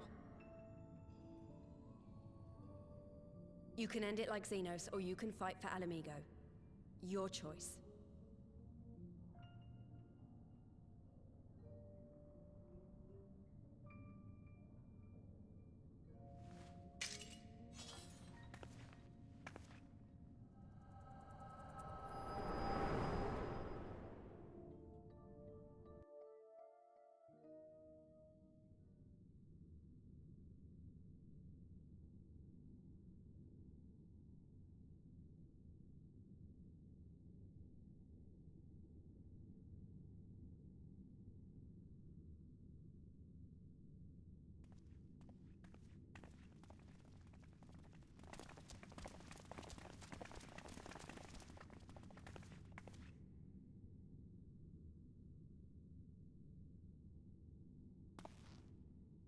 Seven hells.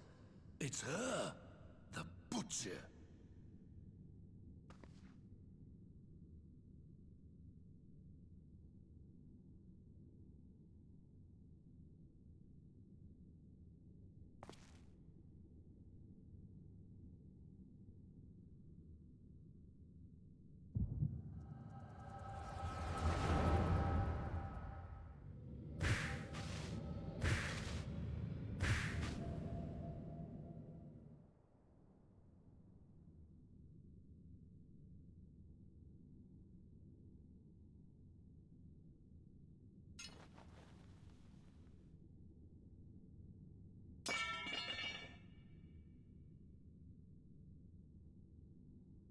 It's done.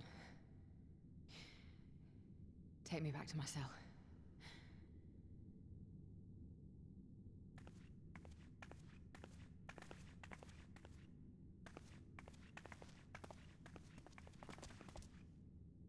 You are not forgiven.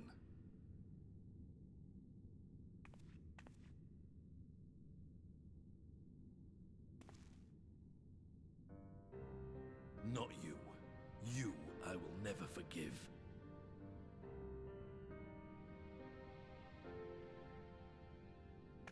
But I will thank you.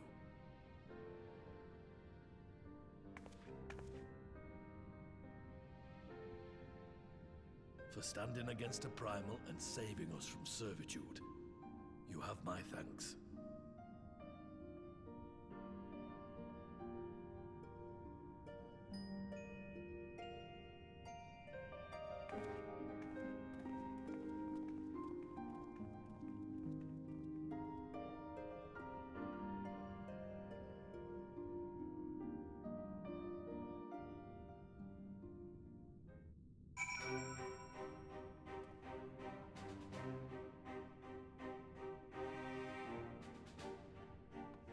Well then.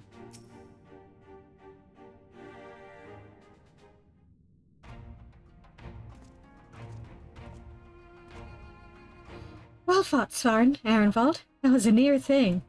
And it totally didn't take me more than one try or anything. Aye, our stand against the Kalyana would have been brief indeed had you not volunteered for guard duty.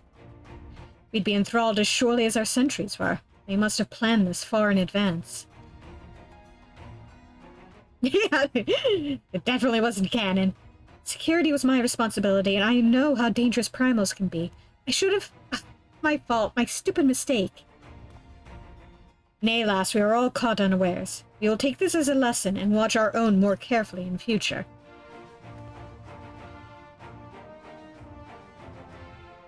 You can be sure that the lackeys who smuggled the crystals into the throne room weren't the only thralls in our ranks. The soldier who first spoke up in favor of the Kalyana keeping their weapons springs to mind.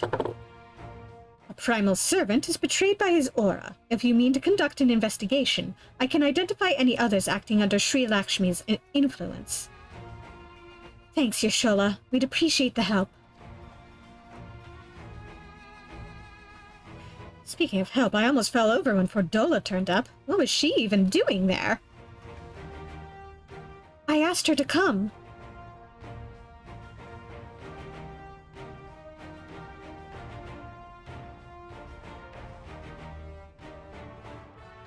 Well, that explains it then. It's sad, but Ragnfrid was right. Her victims will never forgive her for what she's done. But I don't think Fordola picked up that sword looking for forgiveness. She wanted to fight for her country. If you say the world in which Fordola grew up is partly to blame for what she became, then as an Ala Mhigan, I feel responsible for improving that world. We can't ignore what's happening right now. We have to show people a better way than vengeance, or we risk giving birth to a new generation of skulls. I know it's idealistic, but I want to help people to let go of their old grievances and make peace with each other. And I'll hold 1,000 meetings and talk till I'm blue in the face if that's what it takes. It is a long and arduous path you have chosen, but one well worth walking. Rest assured that I will do what I can to help you reach your destination. Thank you, Alfina. The first step will be to get our representatives back in the throne room. They're a little shaken, but not one of them seemed ready to run. We're all determined to finish what we started. I will see that you are not interrupted. Svaran, you and the Scions are to stand down. Get some rest. You've earned it.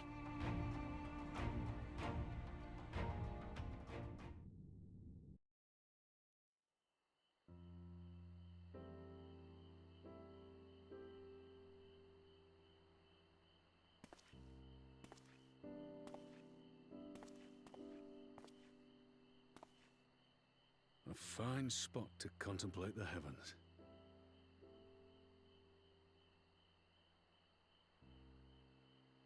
The meeting is over. The envoys have chosen to instate a government model on Ishgard's House of Commons, a ruling body of representatives elected by the people.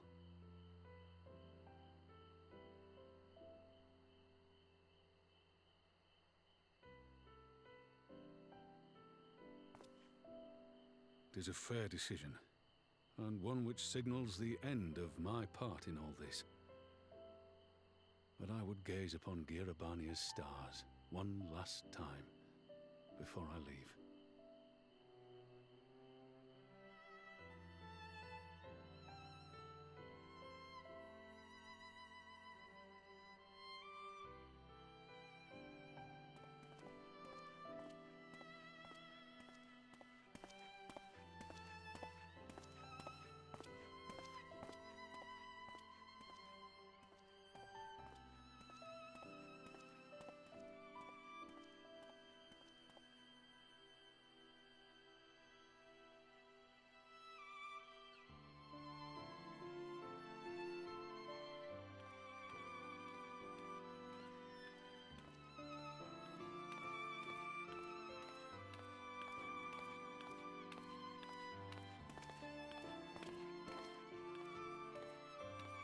Forget something?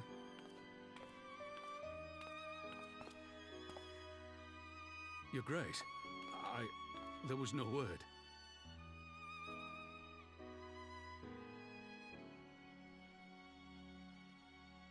Rabun Aldin, you are hereby dismissed as General of the Immortal Flames and relieved of your seat on the Syndicate. But, Your Grace... Raubon, I am no longer a child. Stay here in your homeland. Work with your brethren. Rebuild Ala Mhigo. You desire to stand alone. I understand, but remember what happened. I remember full well the consequences of my naivety, and thus did I consult at length with a most trusted advisor ere I embarked upon this course. A most trusted advisor? And what of me? Am I no longer deserving of your confidence? What trust can there be between us when you withhold the truth from me? Did you think me oblivious to the anguish in your eyes when you spoke of returning to Uldar?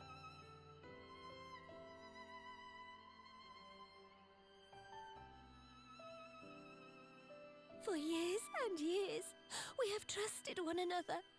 Yet now you refuse to confess your heart's desire? I swore an oath to you that day on the sands. I pledged my sword.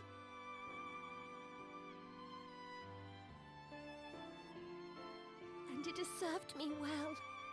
But in Pippin you have forged a new sword, as sharp and deadly as the blade you bequeathed him. I will show you a Sultana who can wield every weapon at her disposal, including Lolorito and his monetarist cronies.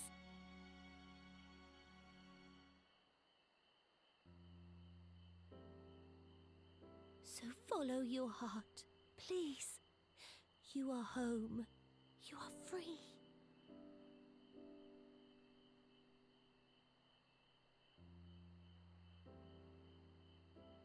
Nanamo.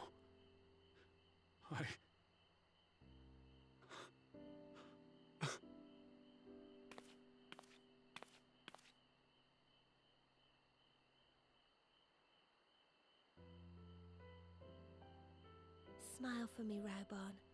I would have this parting be a joyous one.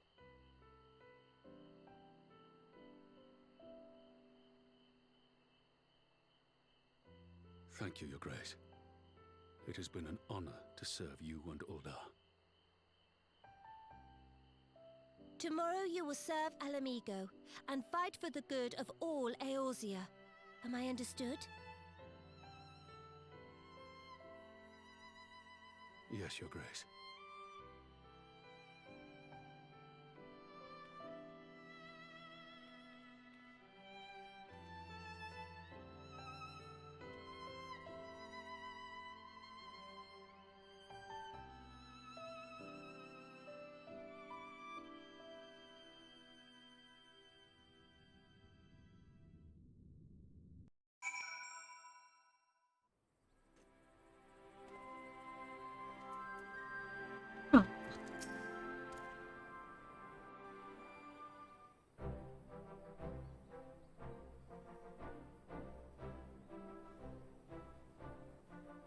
Thanks for shielding us from Lakshmi, you two. If you hadn't been there, the rest of us would be worshipping her by now. You're kind to include me, Lise, but we both know who did most of the work. I could scarce keep track of the battle, let alone land a telling blow.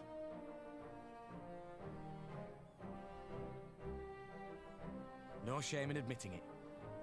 The Warrior of Light has put far better men than me in the shade.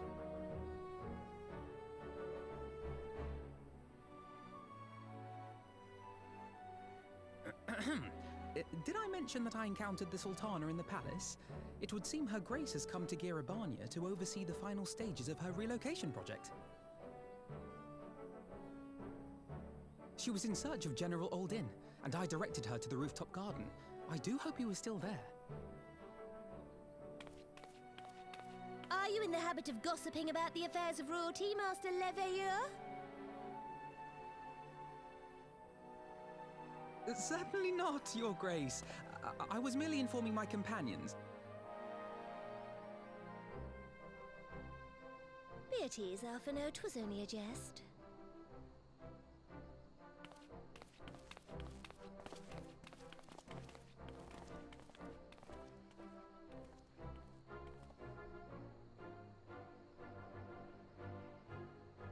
but I must yield the floor to Rauban. He has an important announcement to make.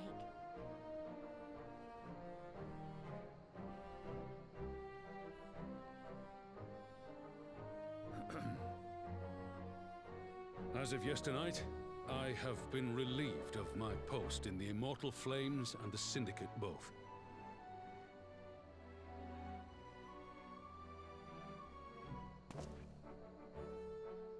I shall be assuming my father's duties. And may I say that Tizona has never felt heavier upon my back.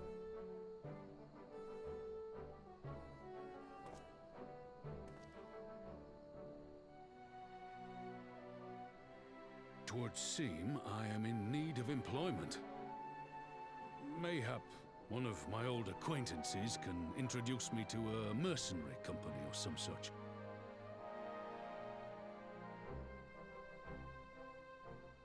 You may be getting on in years, father, but you'd struggle to find a band of sellswords who wouldn't snap your hand off.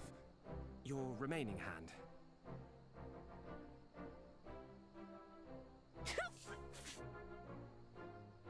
Yes, the bull of Ala Mhigo need not be put out to pasture just yet.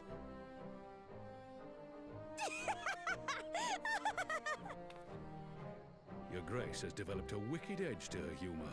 And you, Pippin, would do well not to laugh when the future may hold the same for you.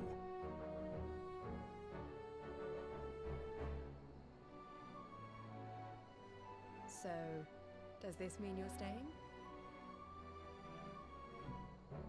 Aye. That seems to be the way of it. I would be glad to aid you in rebuilding our nation, if you'll have me. If, he says. Welcome home, Rauban.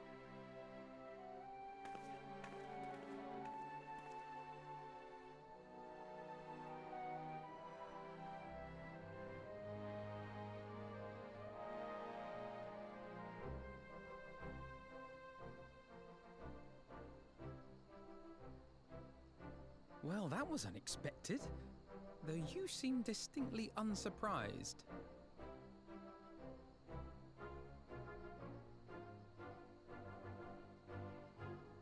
Either you are more astute than I give you credit for, or I'm losing my touch.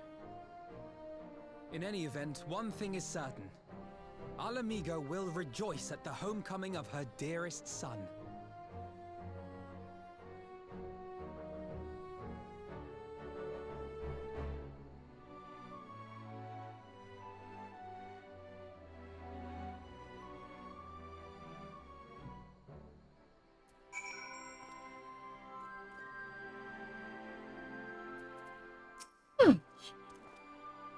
I think it's about time I headed back to Ralger's Reach. What's next for all of you? Alize will be eager to hear of recent events, so I shall join you if you've no objections. I'd welcome the company. Svarn, why don't you come along to the Reach as well, once you've said your farewells to Nanamo and the others?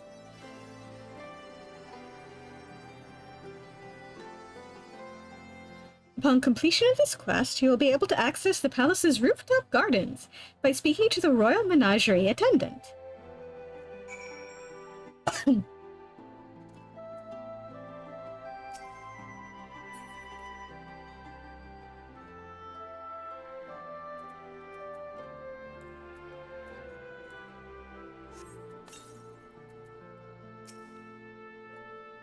I've asked enough of you, Svarn. My only words for you now are those of gratitude.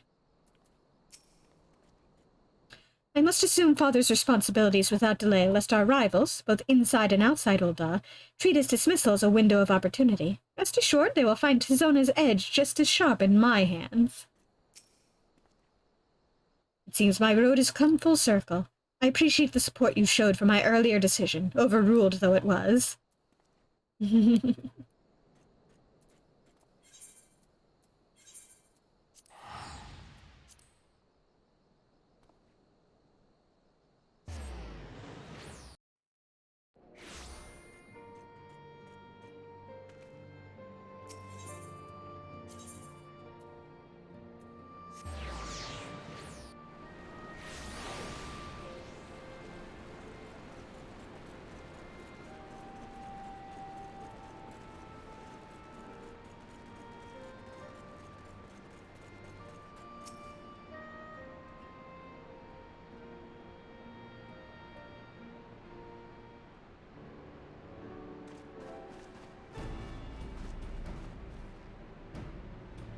Well, here we are again.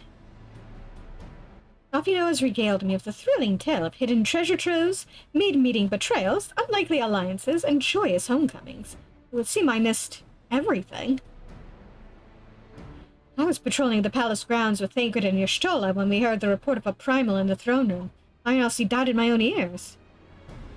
As others have said, we were lucky to have our Echo-blessed champions nearby this time, but we'll need to keep a closer eye on the Kalyana. You can say that again. This whole episode has reminded me just how far apart our kinds still are. It looks like centuries of fear and mistrust really can't be washed away in a day. But someone has to make an effort at reconciliation if these conflicts are ever going to end. Naturally, a lot of people are crying out for vengeance, but I've been doing my best to calm things down. Violent reprisals will only lead to more summonings. Indeed, violence will ever beget violence, as the Empire has learned to its cost in recent times. In any case, summoning Lakshmi was the Broodmother's doing, and whoever replaces her might not be so keen on the idea. We'll just have to watch and wait. Which isn't to say we won't be putting the safety of our allies in the Vir and M tribes first. I plan to have resistance scouts keep track of the Kalyana's movements at all times. My parents will be relieved to hear that. What are your plans for the rest of the Resistance Army out of interest? Are we prepared for Imperial counterattacks? That would be a question for the Resistance's newest recruit, a military commander with far more experience than me. What, the Bow of Ala Mhigo? Actually, we call it an army, but the Resistance is really a collection of smaller independent groups. And when Conrad passed his command on to me, that authority only extended to the freedom fighters based in Ralgar's Reach. He just happened to be serving as the Resistance spokesman at the time, and it needed someone to take over the role while everything was in disarray. But that time has passed. When I speak with the other leaders about reforming the army under the new government, I'll be nominating Raban as the overall commander of our forces. He has more experience than the rest of us put together, and we stand to learn a lot from him. Indeed, he is in all respects the ideal choice. Assuming he accepts the post, Ala Mhigo will have added a formidable weapon to its arsenal. And given the progress of Nanamo's resettlement initiative, I see great cause for hope. The seeds which we so carefully sowed have begun to quicken, my friends. I like that. We tend to our promises and watch as Ala Mhigo blooms.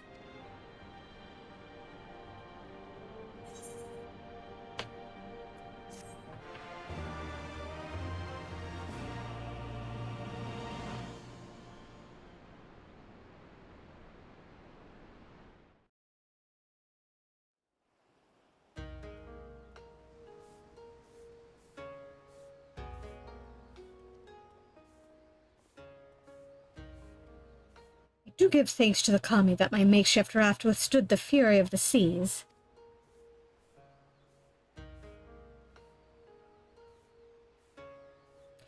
But there their generosity ended. Without coins in our pockets for new attire, we are doomed to look like so much jetsam. Oh, woe betide the poor man in a city of rich merchants.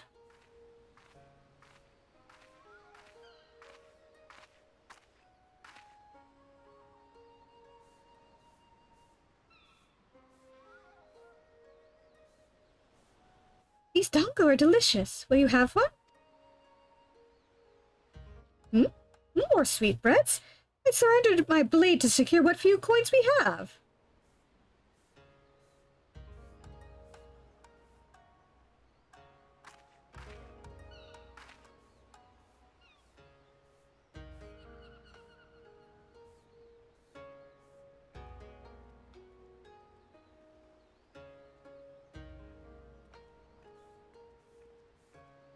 Ah, it's like talking to a child.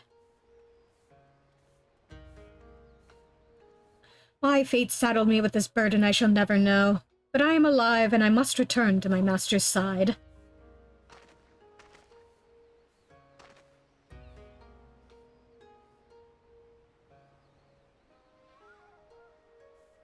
Come, Suyu. We shall find a ship to carry us across the Ruby Sea.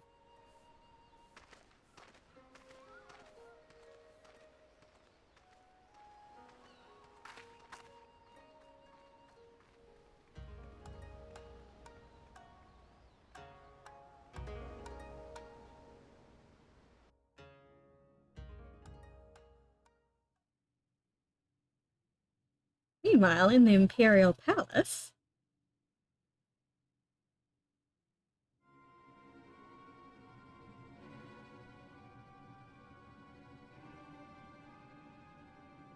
Have you heard the reports? First Doma, then Ala Mhigo, and Lord Xenos put to the sword.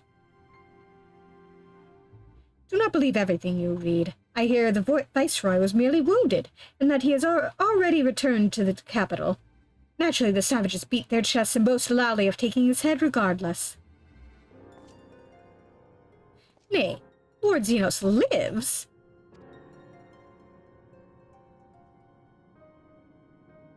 Deplorable that our own officers should be fooled by Eorzan misinformation.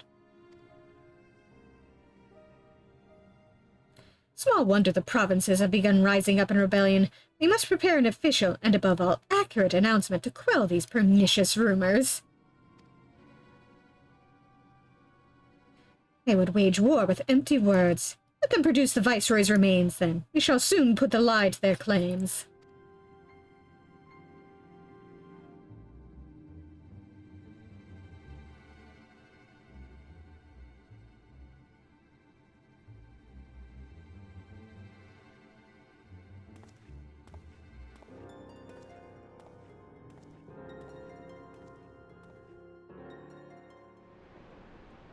Wonder who that was.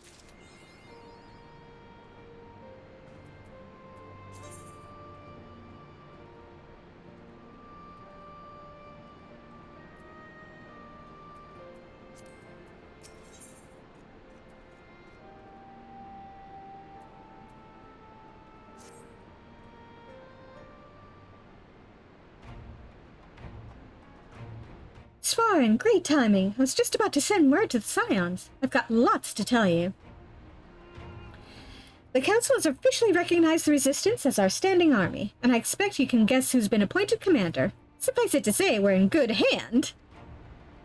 Having the Bull of Ala Mhigo at the helm's done wonders for morale. People were dancing in the streets when the announcement was made, and we have you and the Sultana to thank for it. If you two hadn't worked your magic, he'd never have contemplated following his heart. The Council has also decreed that we're to maintain a presence at Rhalgr's Reach. Lise will continue to lead our forces in the fringes, a job she's been doing tirelessly. A bit too tirelessly, some might say. We're constantly having to remind her to rest before she falls over. That's an exaggeration. And I always get up again. Anyway, we can hardly afford to lower our guard now. But, crap. Accidentally, clicked a bit too fast. It's, Shanti's daughter. You know, the half-dead one. For whatever reason, the Kalyana thought she was the best candidate, which makes them leaderless, basically. As things stand, there's no prospect of engaging in talks, let alone coming to an understanding. But I won't let that stop me. I'll keep on reaching out to them until they finally see sense. Just like I've been reaching out to Fordola. She still won't meet my gaze, but she's given up trying to ignore me. It may only be the odd grunt, but at least she's responding. I'll get through to her yet.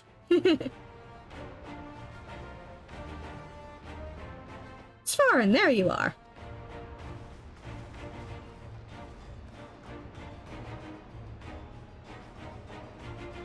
Alfino, Alize, is everything all right? We've received word from Tataru. Hancock has apparently acquired information of great interest and urgency. More than that she didn't say, only that we should come to Kugane right away. I had a mind for the two of us to set forth together, but Alize is determined to make it a party of 3. As I've told you more than a dozen times, brother, my wounds are quite healed, and I would benefit from some fresh air. Besides, you may well need an extra pair of hands. Worry not, sister. I've quite given up on trying to convince you. Whether we be 2 or 3, we should depart as soon as possible. You will be joining us, I trust.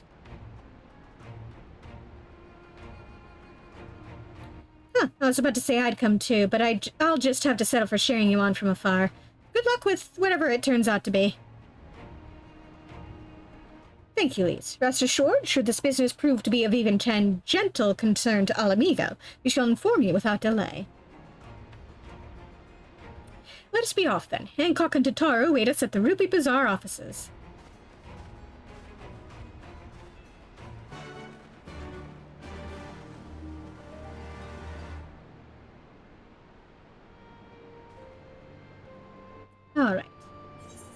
To the Ruby Bazaar. Again.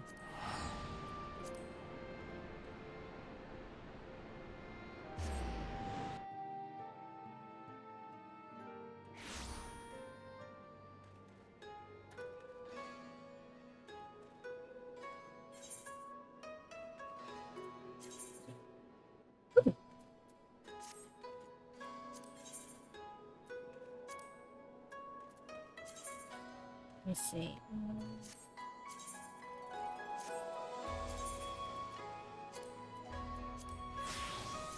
Go.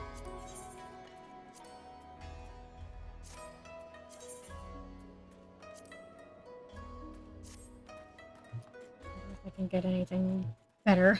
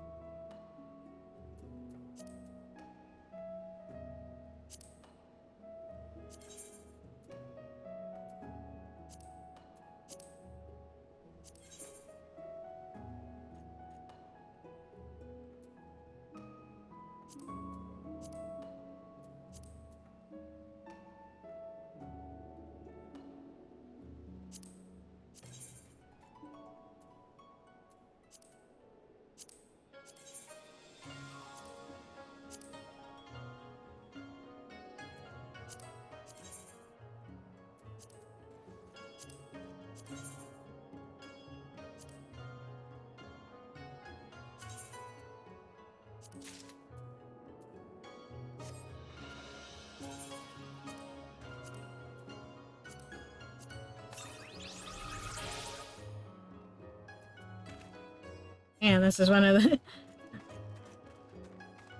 those helms that doesn't show up on my dumb bunny head.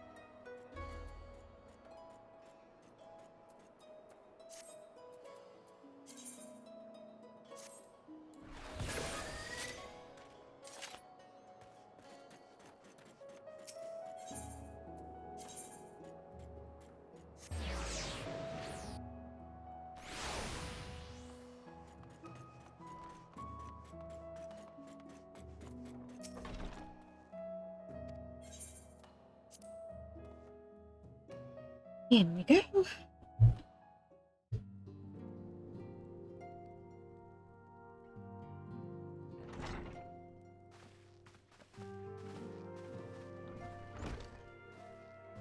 My friends, thank you for coming at such short notice. We were told the matter was urgent. I take it Yugiri and Soroban are also involved? My presence here is but a happy coincidence. I am come on separate business, which can wait.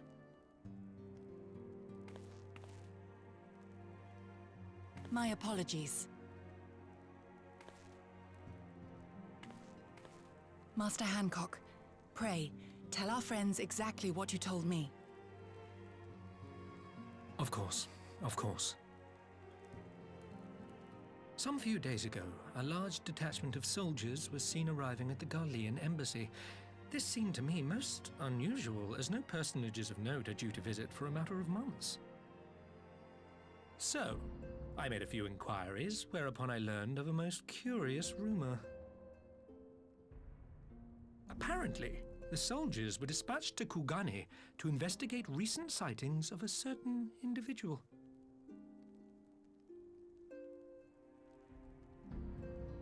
The late acting Imperial Viceroy of Doma, Yotsuyu.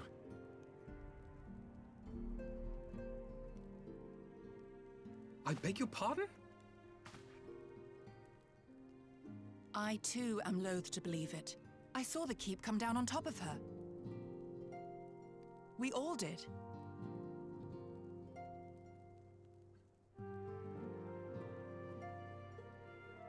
I would not presume to question your eyewitness accounts, nor am I one to take rumors at face value. The fact is, the Garleans have no knowledge of what took place at Doma Castle. They may well be chasing after a woman who merely resembles Yotsuyu.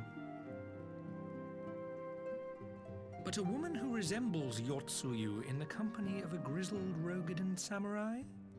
I dare say that thickens the plot. Gosetsu! He's alive! While I've no conclusive proof, I thought that such a possibility warranted your attention. Have you informed Lord Hien? Well, I think we'd all like to believe the old bear survived. Indeed.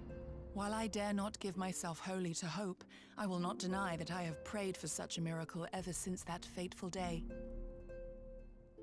But regardless of my personal feelings, if the Empire has seen fit to pursue these rumors so vigorously, we can scarce afford to ignore them. I am bound by duty to ascertain the truth of the matter. Will you join me in this quest?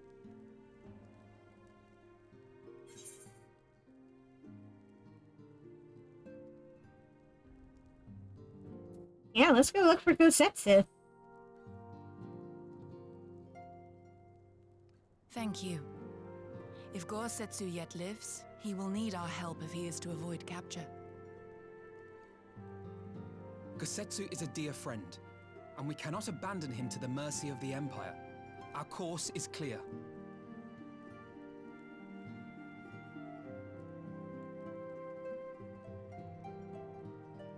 Hancock, is there aught else you can tell us? Alas not, but I have taken the liberty of employing one of the finest informants money can buy. You shall have the latest intelligence on the Garleans' movements, and more besides.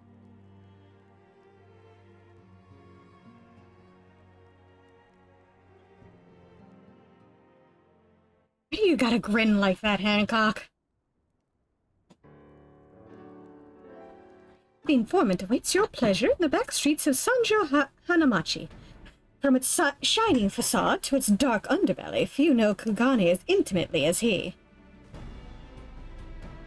One of the finest informants money can buy. Why do I have a bad feeling about this?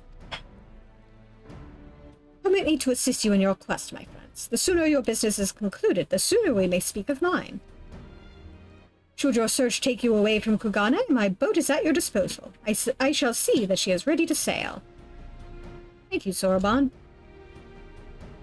I'll give Soraban a hand. If he's providing us a ship, the least we can do is supply the provisions. We'll be at the pier if you need us.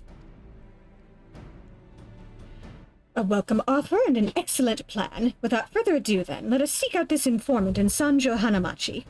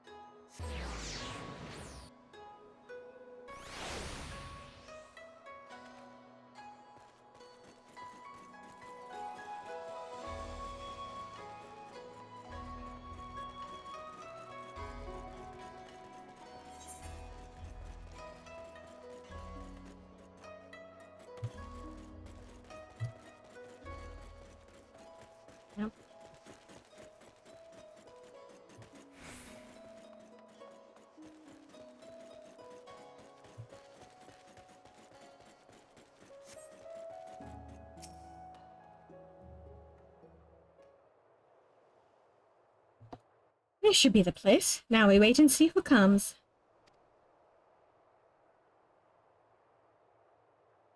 It has been a while, my friends. Yes, yes, a long while indeed.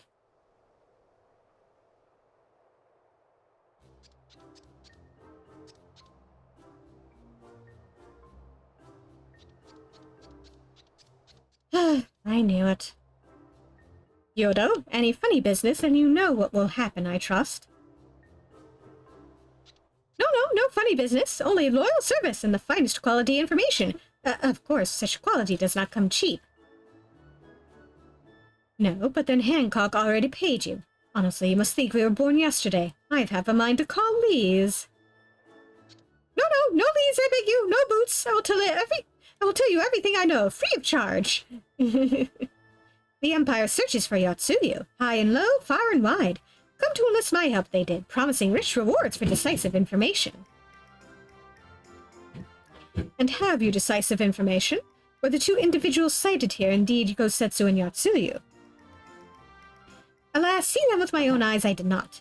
But the Imperials are confident. Yes, very confident indeed. Look at the size of their contingent.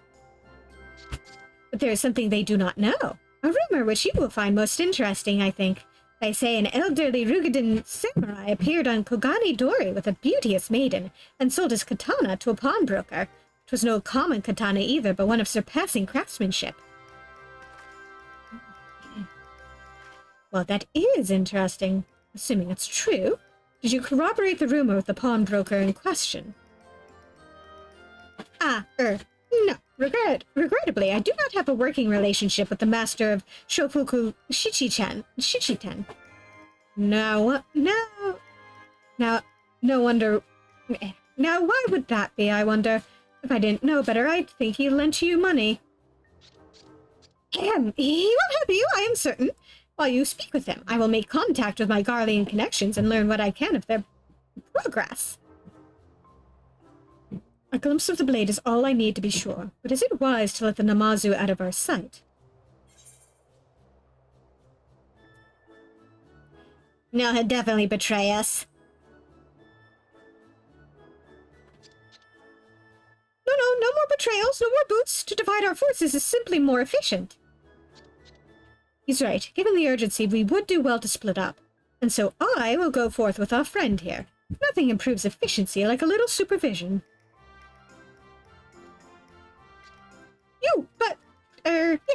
Yes, we will go together, and there will be no boots. Let us be about it, then. Good luck with the katana. Shall we reconvene at the pier later on? Fragrant as the Ruby Bazaar offices are, I prefer the fresh air.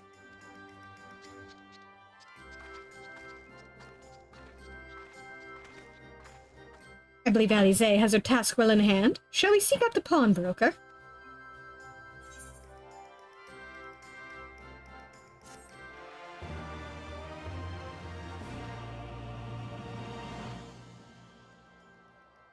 You'll learn the emote greeting.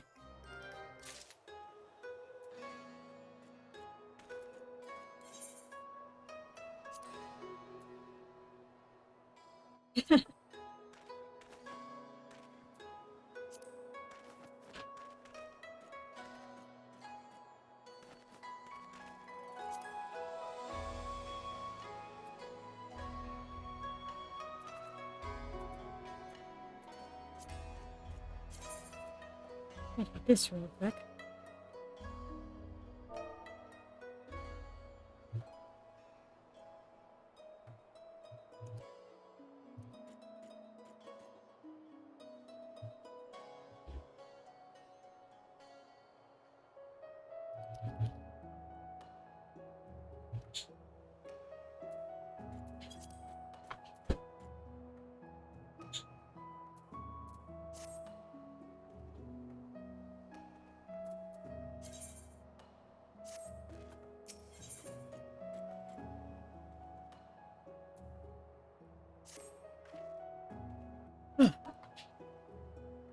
Everything in order?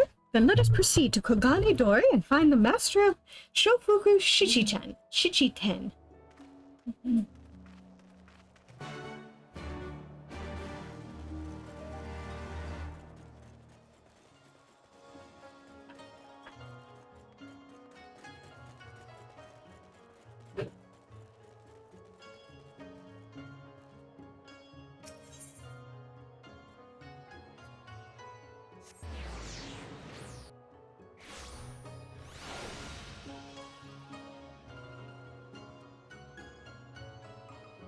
Lots of people congregating here.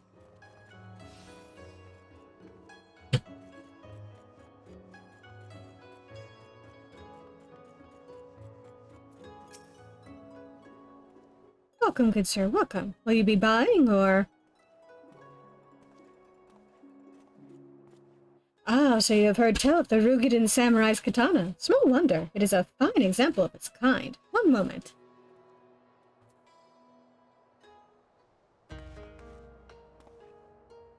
Dare I hope you have found our pawnbroker? Excellent work, Svarn. And that is the katana?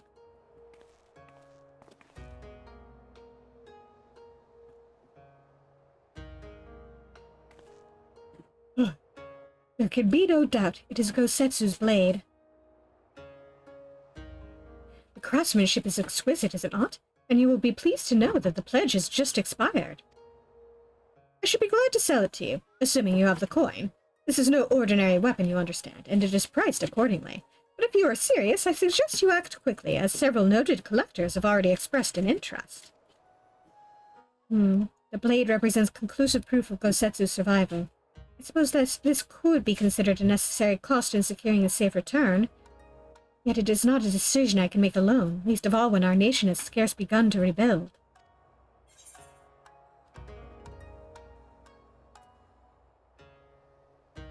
I mean, I could see if I can pay.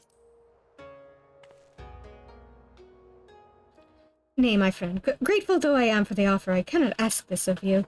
It is enough to know that Gosetsu is alive and well. Yugiri, wait. The Scions will buy the katana. Pray consider it a gift. Master Alfie, your kindness is touching, truly, yet in matters of coin, would Mistress Tataru not expect to be consulted? Come now, our friend would never have relinquished his blade were the need not great, and we are not bound by are we not bound by honor to help a friend in need? I say we are, and I am sure Tataru will wholeheartedly agree. Yeah. We've got so much money lying around. It's settled then. You have made a wise choice, my friend. Such pieces are few and far between. Now, if you would be so good as to come this way, I shall prepare the necessary papers.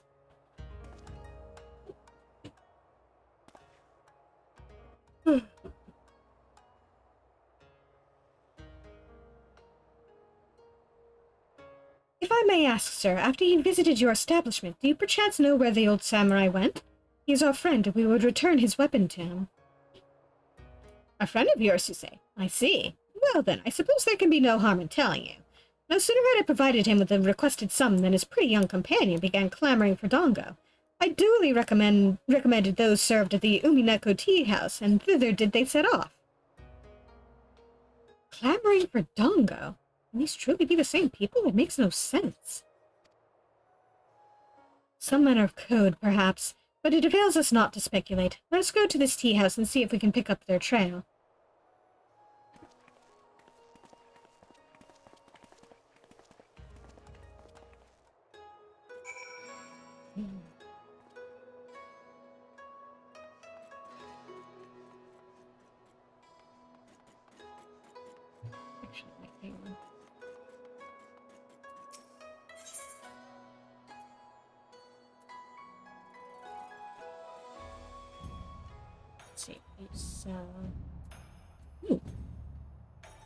So Gissel greens. We could do with a couple of those.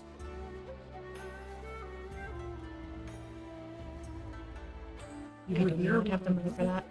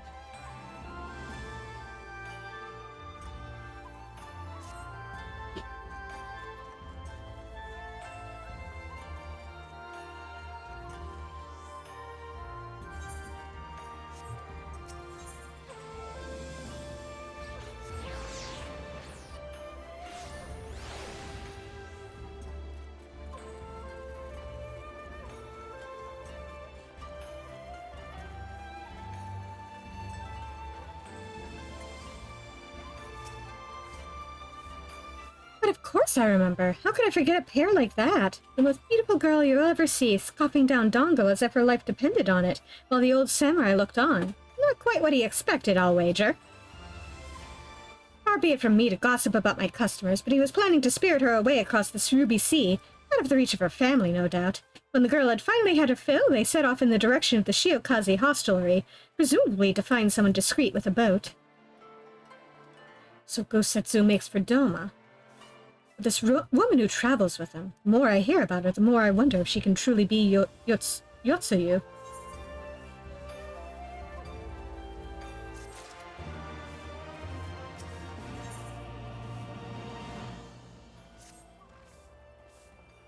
While doubts remain over the identity of Gosetsu's traveling companion, for now we can but follow the trail.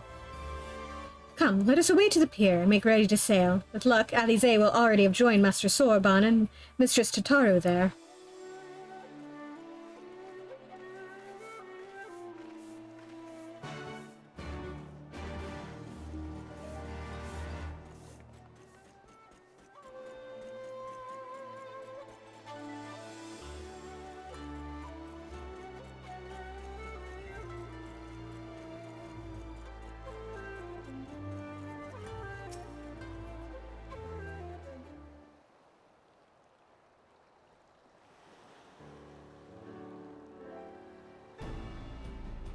Excellent timing, my friends. Mistress Alize arrived mere moments ago.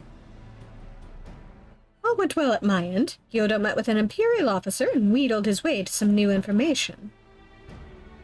It seems the troops who recently arrived in Kugane came directly from Garlemald. The Imperials based here have been kept in the dark.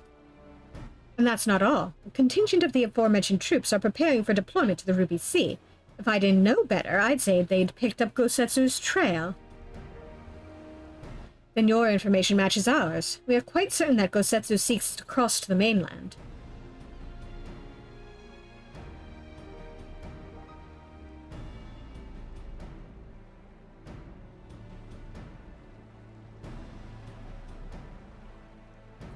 I'm sorry, did I hear that right? You use Scion funds to buy Gosetsu's katana at the asking price?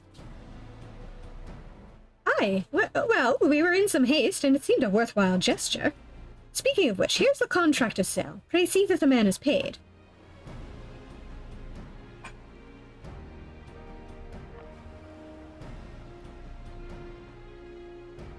Balls!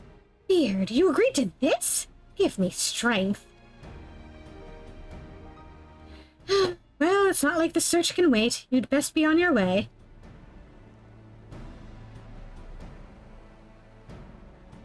But Alfino, we need to talk. I want you to come straight to the offices as soon as you get back. Promise me. Oh, very well. I shall call upon you as soon as I return. First, let us go to the ruby price. If Gosetsu has already sat still, the sentries there are sure to have seen him.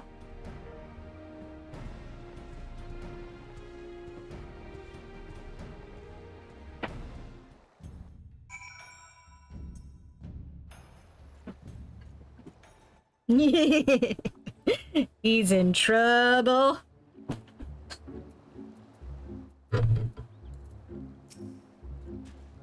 Tataru seemed rather vexed, did she not? Ever the melodramatist. I'm sure our finances can stretch to a single sword. Allow me to explain the value of such gestures when we next see her. But I digress. We have work to do. Oh, he is in so much trouble.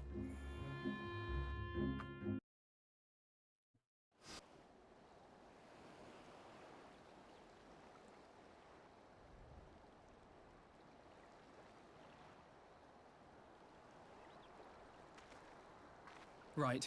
I suggest we begin by learning what we can from the sentries.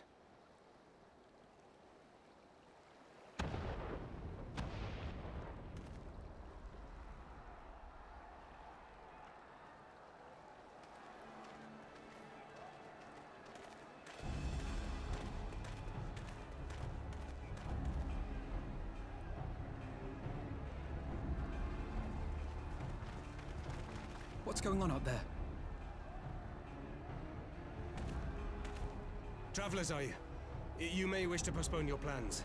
The Garleans have launched an attack on the Confederacy. We have no reason to believe they'll turn their attention here, but for your own safety, I suggest you return to Kugane.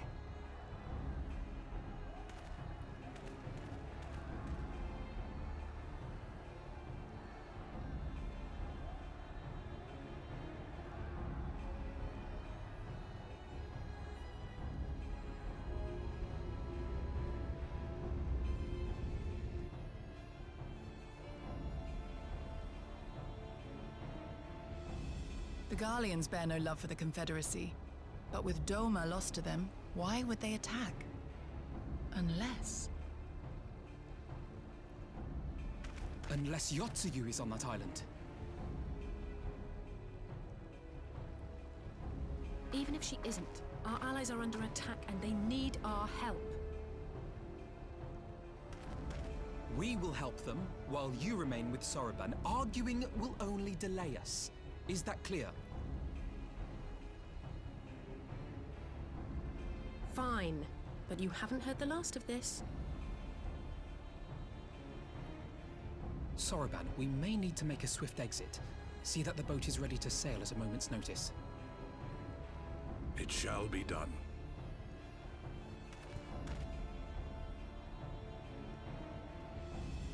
What, and you're going to swim there, are you? 'Tis the quickest way, and you may rest assured I've been practicing.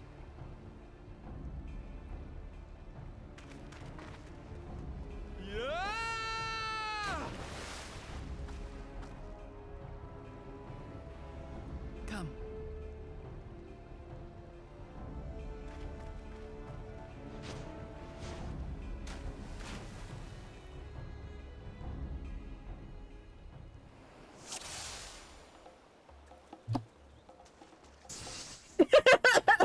An opening. You good, Alfie? Your defense is lacking. Leave this to me.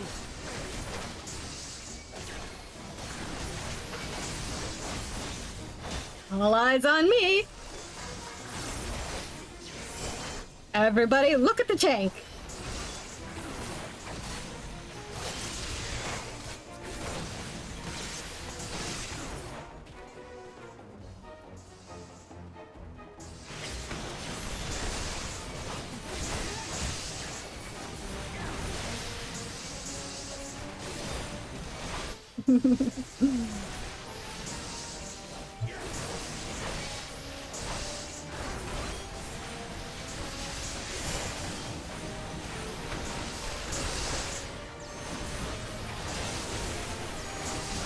Look at me, I'm a target.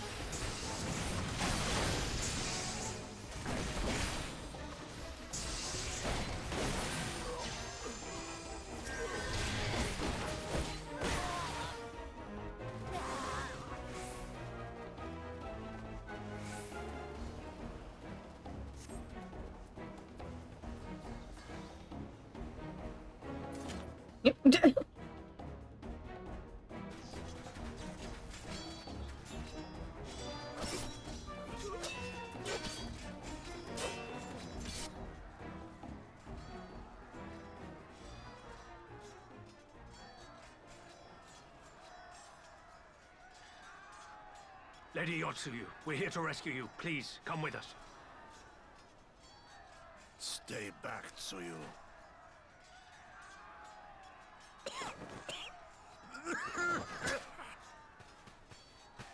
Are you all right? Is he all right? Gosetsu!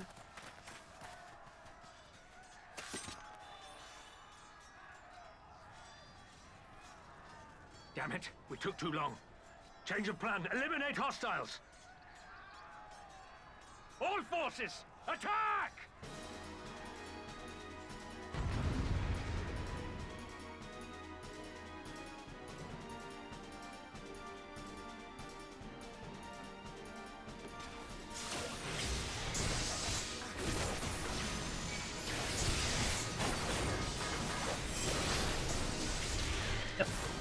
Damn it.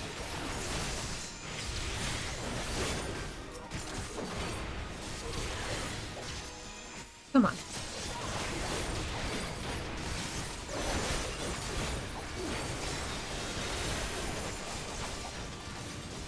Oh, hi.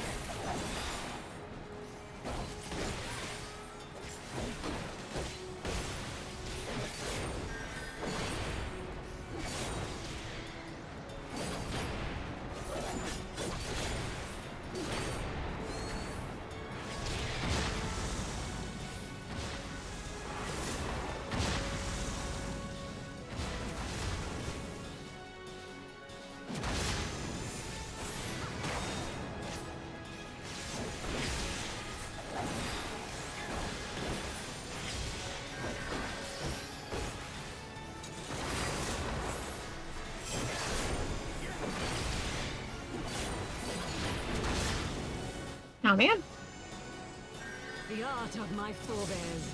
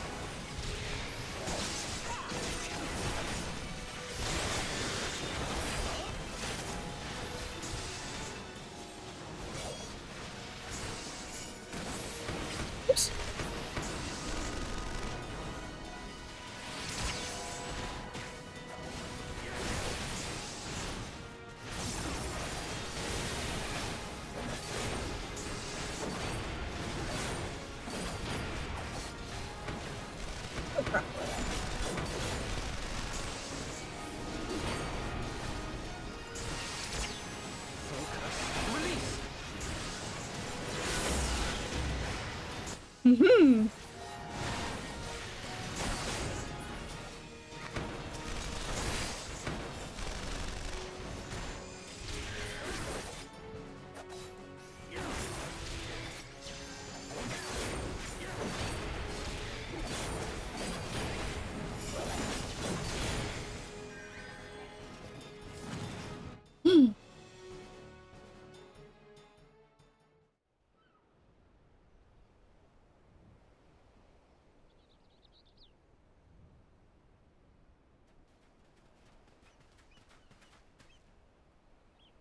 Gosetsu, thank the heavens! Yugiri, my friends, the Kami were kind to guide your steps this way.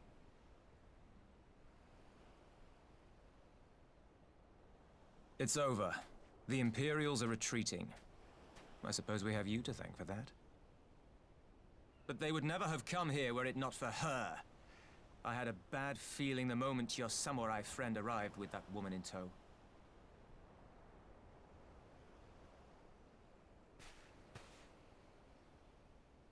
Do not be afraid, Suyu. These people are my friends. Friends.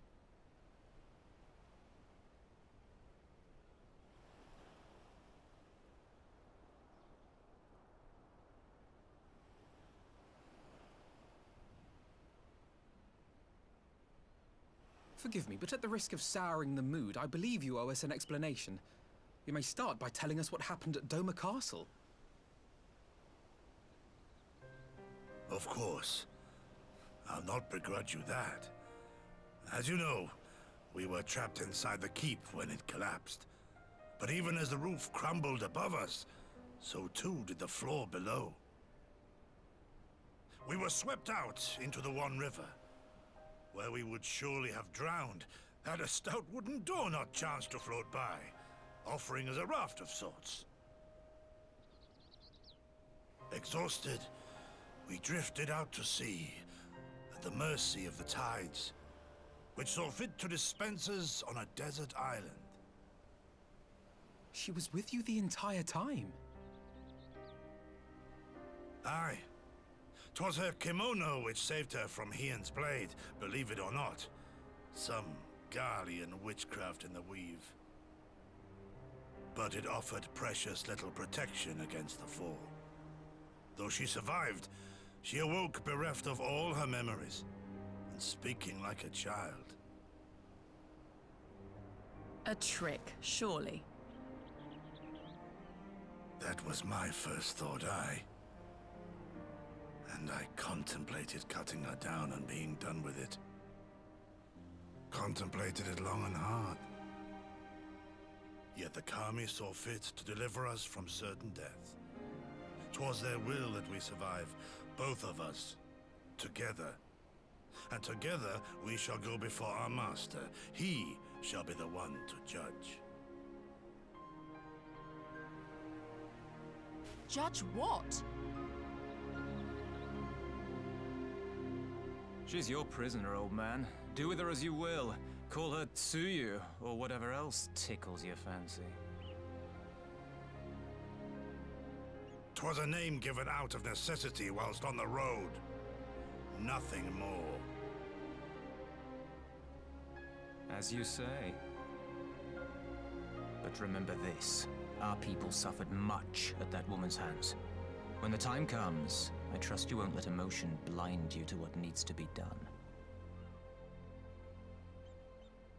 You have my word. Well, I must be going. I have an unholy mess to clean up.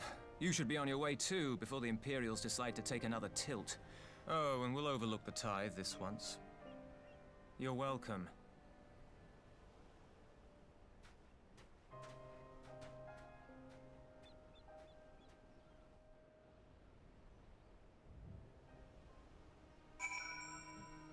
We'll overlook the tithe because you helped us beat Garlean ass. As Tensui says, we should move on. It will not do for Yotsuyu to be seen here.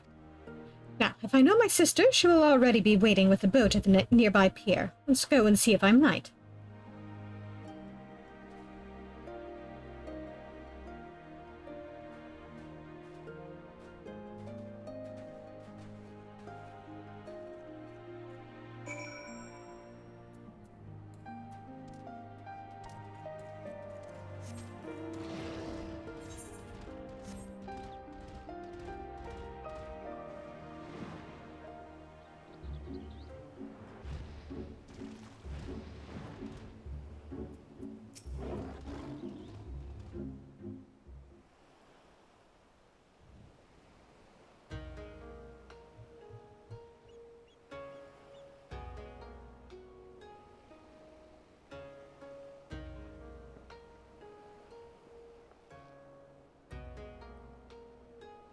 Setsu, thank the gods you're safe. It was all I could do to watch the battle from afar.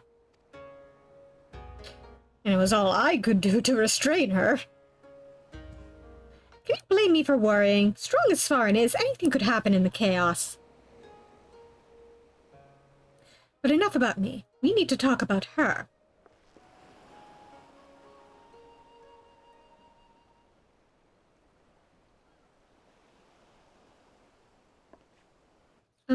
Greetings? They tell me you've lost your memory, and that's fine. But I want you to know something. I won't be taking my eyes off you. Not for a moment.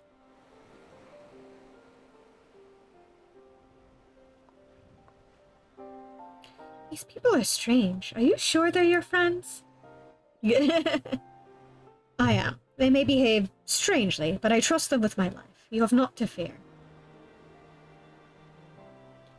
All right, if you say so.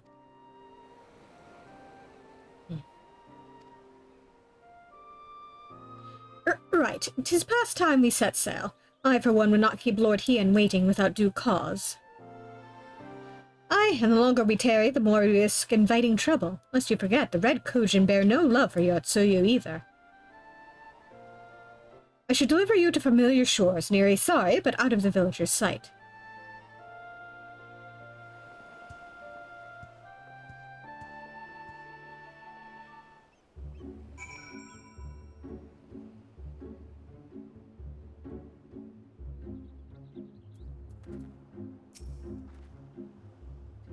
Here is where we part ways, my friends. I pray the remainder of your journey passes uneventfully. Svarin, when you are not otherwise occupied, I would speak with you about my next business venture. Oh, yes. I should remember to talk to him. It promises to be extremely lucrative, and I do not say so lightly. After the prodigious sum spent acquiring a certain sword, it would present a fine opportunity to refill the Scion's coffers and restore the smile to Mistress Tataru's face. Oh, come along, Tataru was overreacting. How much could a single katana possibly cost? Far more than you think, plainly. A blade like Gosetsu's is worth a fortune, enough to buy a house and furnish it, which you would know had you bothered to check the price. What? I had no idea. This business venture of Soraban's, you will give it fair hearing, I trust. He has been good to us, after all. As for me, I think I shall look into drawing upon my personal funds.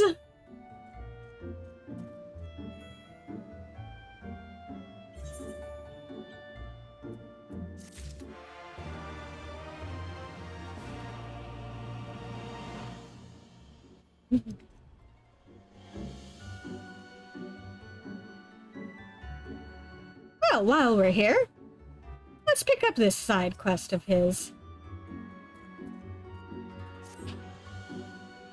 You would know more of my venture? Excellent. I should be glad to tell you all I know. Though perhaps it would be easier to let our anonymous client speak for his or herself. Here, their missive.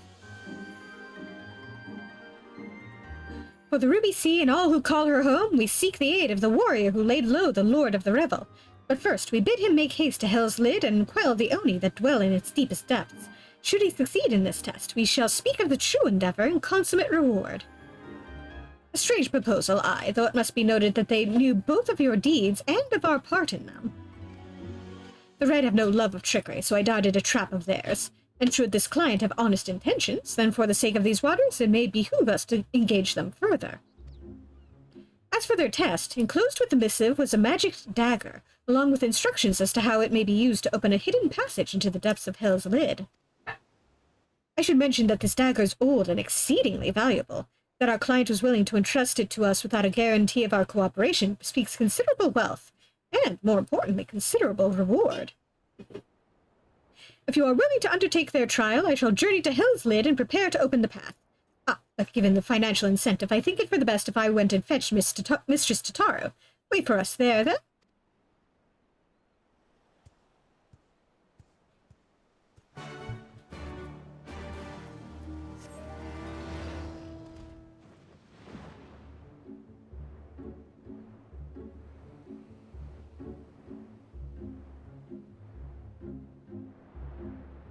Oh boy, I wonder who this mysterious, person is.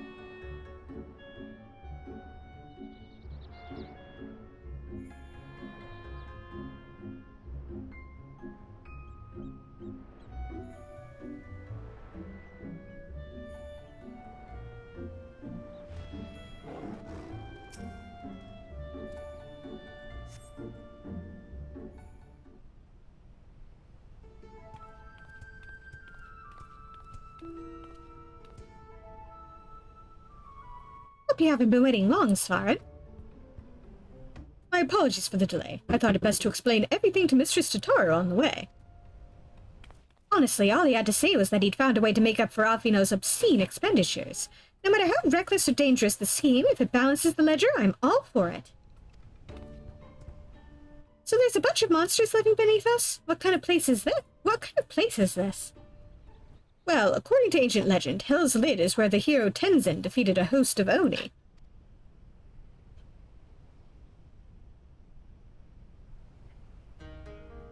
Oni were foul, evil beings that tormented the peoples of the Ruby Sea, and this island was home to many, until Tenzin, together with the four lords, drove the Oni into the sea. For his heroic deeds, Tenzin was showered with riches. He then journeyed deep into the mountains, far from the realms of men, and lived in solitude with his companions, happily ever after. And now Svarin's being asked to drive the Oni away again? You misunderstand. What I told you was a fairy tale. To the best of my knowledge, no one has ever seen an Oni. If anything, many assume the tale refers to ancestors of the Kujin. So what you're saying is that you've got no idea what's waiting for us down below. In that case, I'll leave this to the experts. If you need me, I'll be hiding behind that rock over there.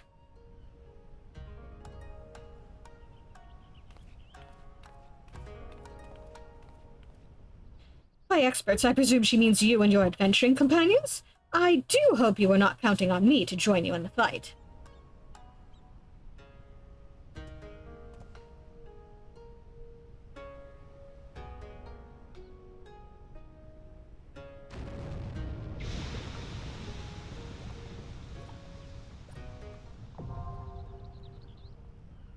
Got a dungeon!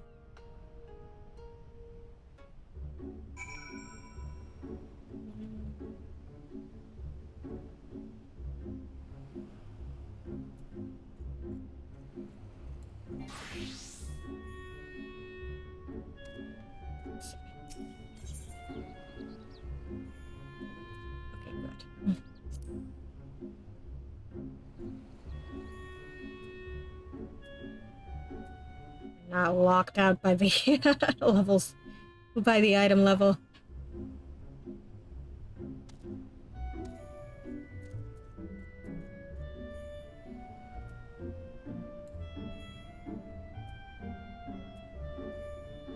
Yeah, this should be fun.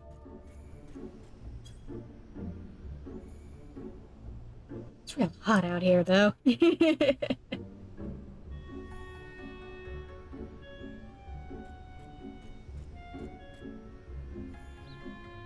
It's like we're standing next to an active volcano or something.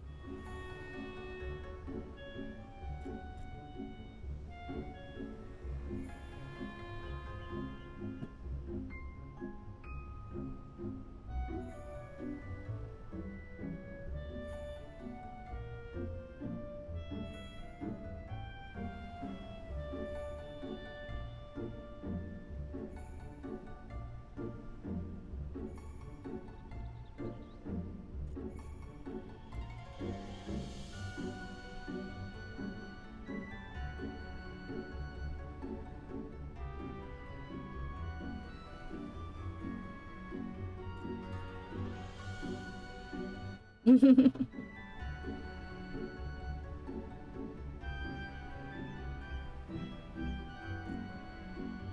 only I had a drinking emote.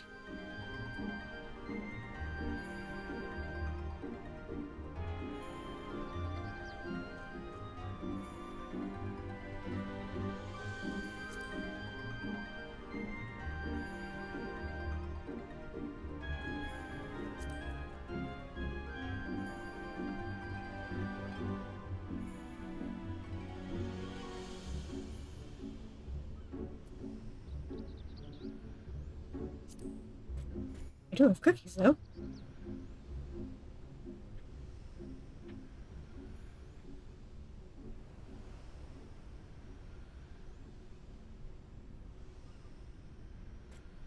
Appropriately spooky cookies, too.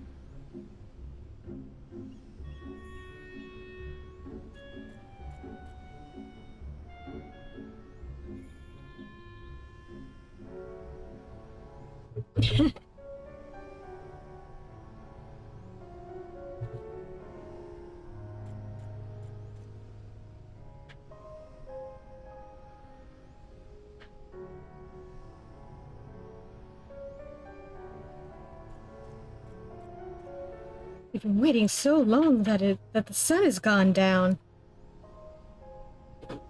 And the background music has changed.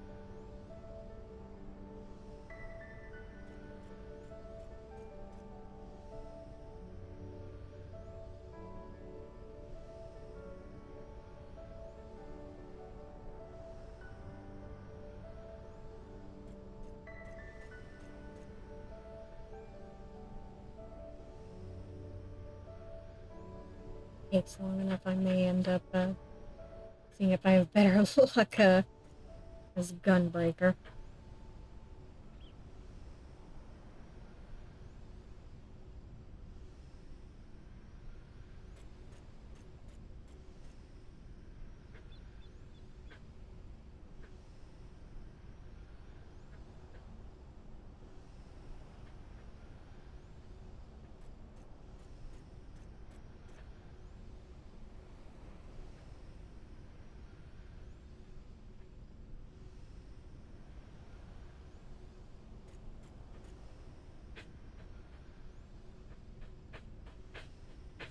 I guess we get to see the sunset in game.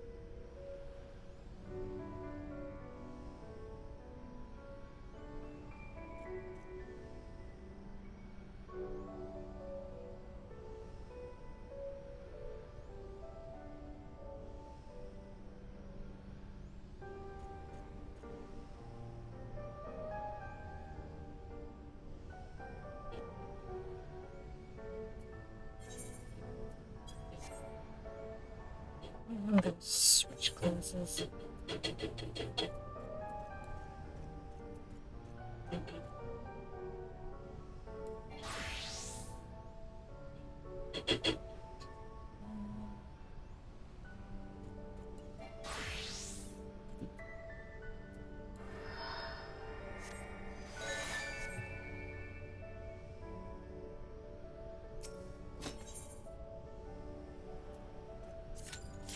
It's of course.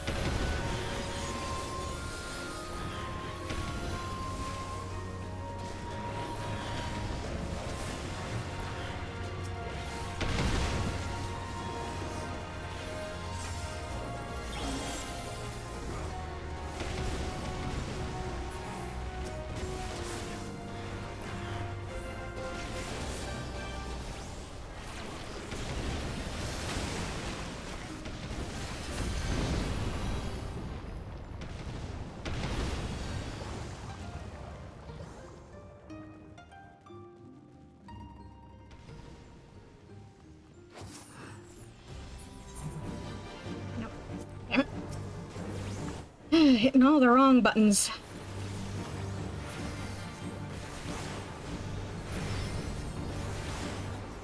Sorry for making you get closer, Picto.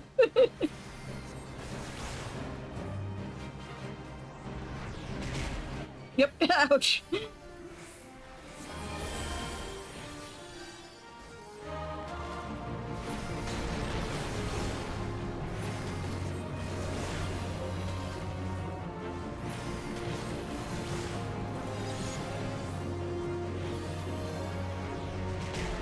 Yep, god damn it.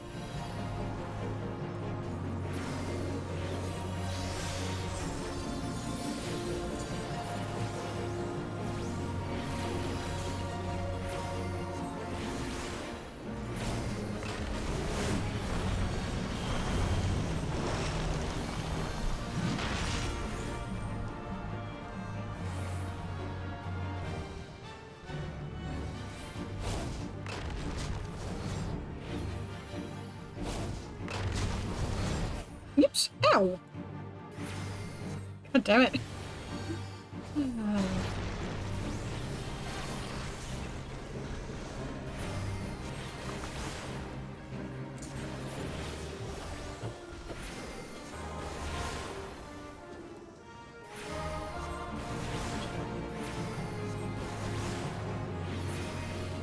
There we go.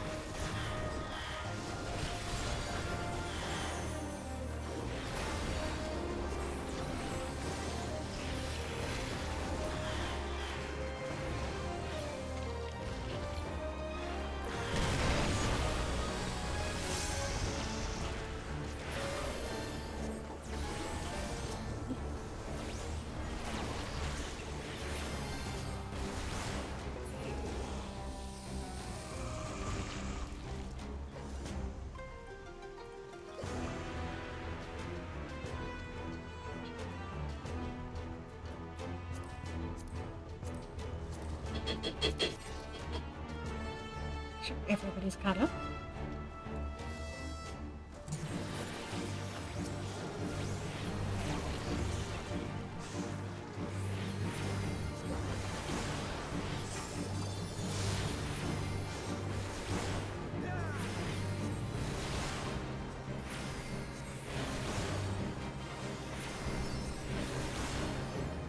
Okay.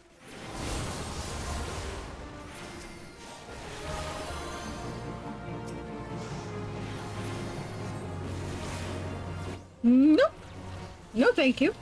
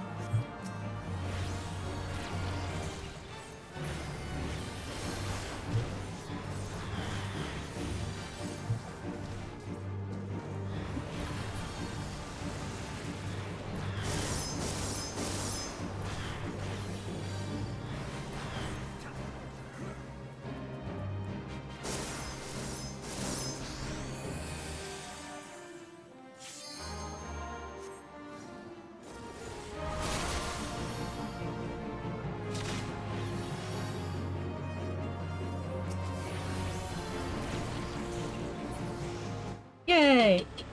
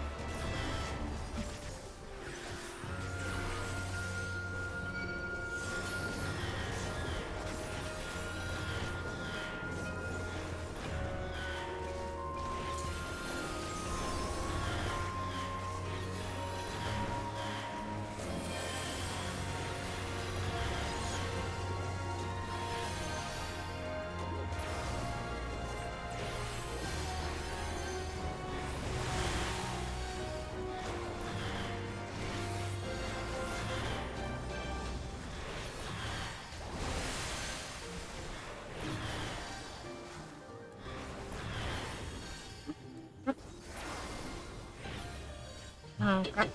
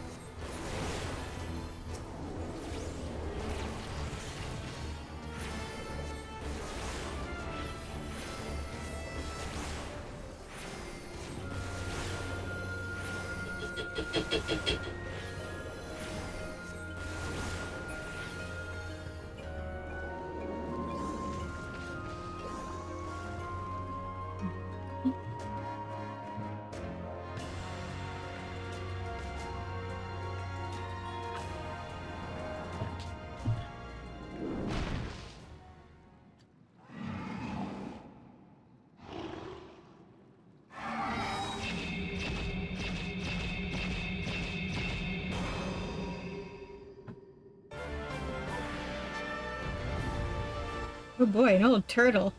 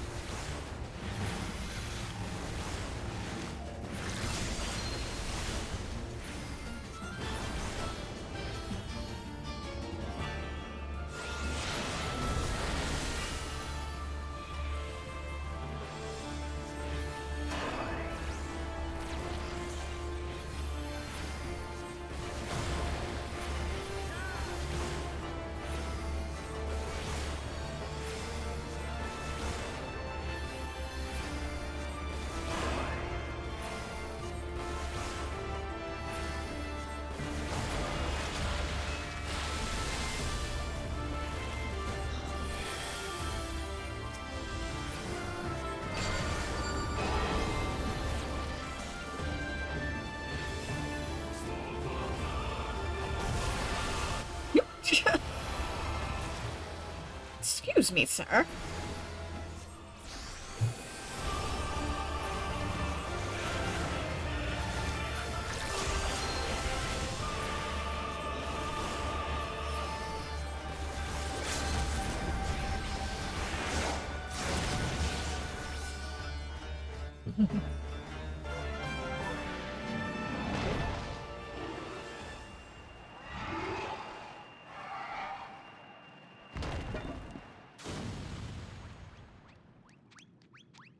Oh no.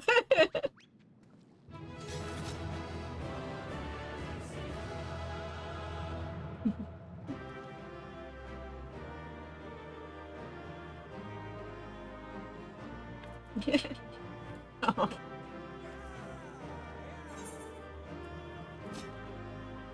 Although you were good.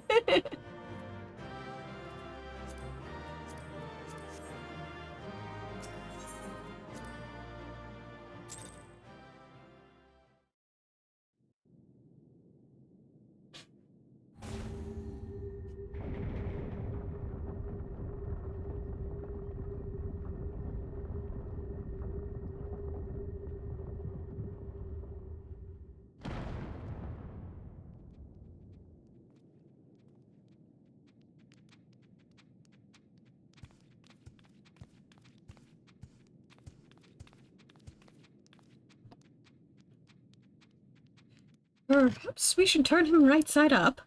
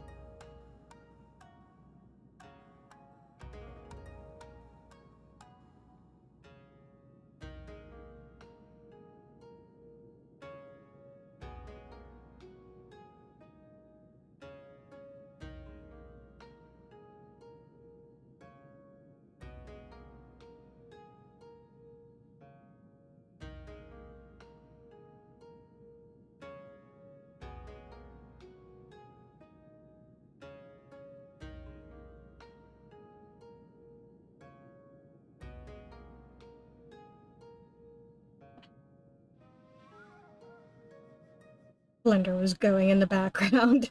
didn't want that overpowering me or something. Yes, I'm under attack by noise. Hold on. Thank you. Oh, a marvelous performance, truly marvelous. But then you did best the Lord of the Revel. By the Kami, a talking turtle!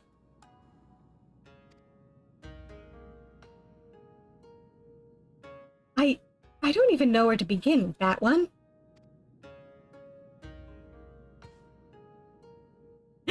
I trust you will forgive me for my deception. 'Tis something of a Far Eastern tradition, the testing of strength and so forth. A bit rote, perhaps, but anyway, welcome to Raisin Temple. I am Genbu, guardian of this sacred place and leader of our little collective. Genbu? The self-same Genbu of the Tale of Tenzin? One of the four lords? Under normal circumstances, I would assume you named for the legendary being, but clearly this is anything but normal. Never in my wildest dreams did I think I would meet a talking turtle.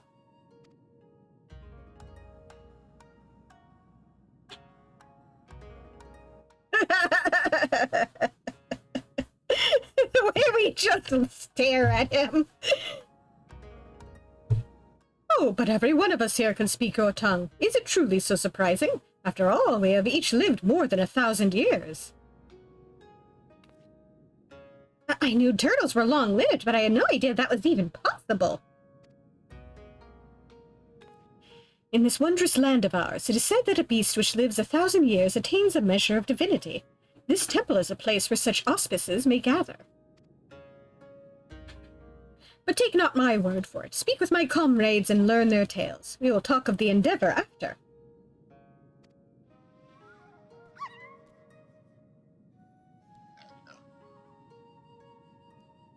We may as well do what he says. Besides, who knows what valuable secrets some 1,000-year-old animals may know?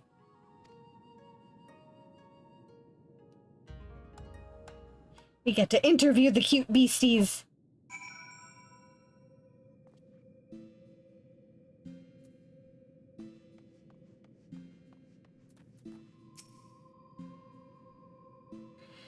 A friend of mine, Nanamo Gozen, once called this place home. Possessed of 9 tails, her power far eclipsed my own. But one day she left to live amongst man. What became of her, I wonder?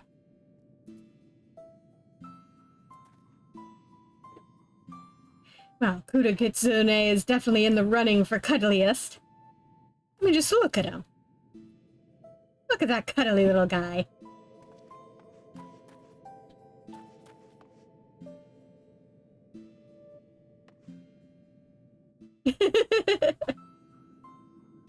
These two are pretty cuddly looking too. Inugami, you're cuddly looking. I mean, who wouldn't? Let me look at Senri. Look at this big ball of fluff.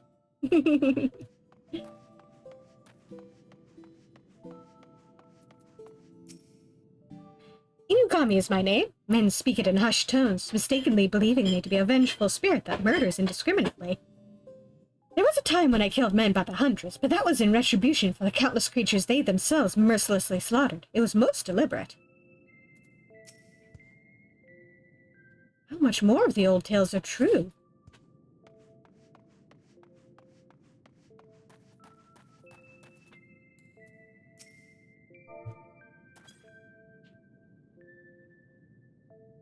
Pet the kitty. Right? Judging from the way that you and that woman are gawping, I'm guessing you're not from around here. Don't know how it is in your homeland, but here, if an animal manages to survive 100 years, it begins to get ideas. Delusions of grandeur. Some small power, sure, but nothing much to speak of. Survive 10 times that, and you become a full-fledged hospice, though. Speech! Magics! It's quite the change, believe me, which is why we call it the change. What, I never said it was something clever. Anyway, point is, don't let our appearances fool you. I could kill you 5 times before you hit the ground. But I won't, on account of me being civil. For now. Thank you, O great and merciful Senri, for not murdering me 5 times already.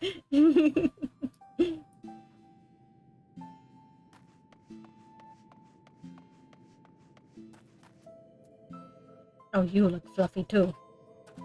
I knew it. If you ever need someone to call lightning down upon your foes and whatnot, I'm your auspice.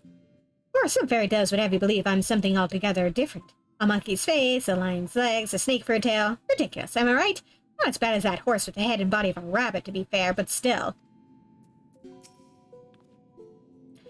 Don't talk to me, Smart. Talk to the cat, or the weasel. And what does the fox have to say?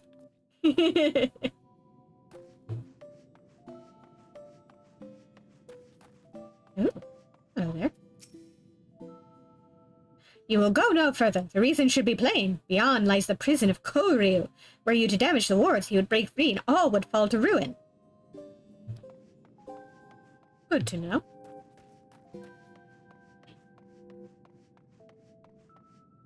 Hello there, weasel buddy. Hey, that hurt. You didn't have to give it everything you had in that fight, you know. I only just went through the change, so it's not like I was gonna slow you down that much. Yes. Well, I suppose you didn't know. It was all for show. And it was probably really intimidating. Oh, right, you were asking about the collective, weren't you? Let's see, Genbu's the oldest of us. Oldest in the Far East, too, I think. One of the four lords, so as you can imagine, he's much more powerful than regular old auspices like me. Abby probably knew all that already.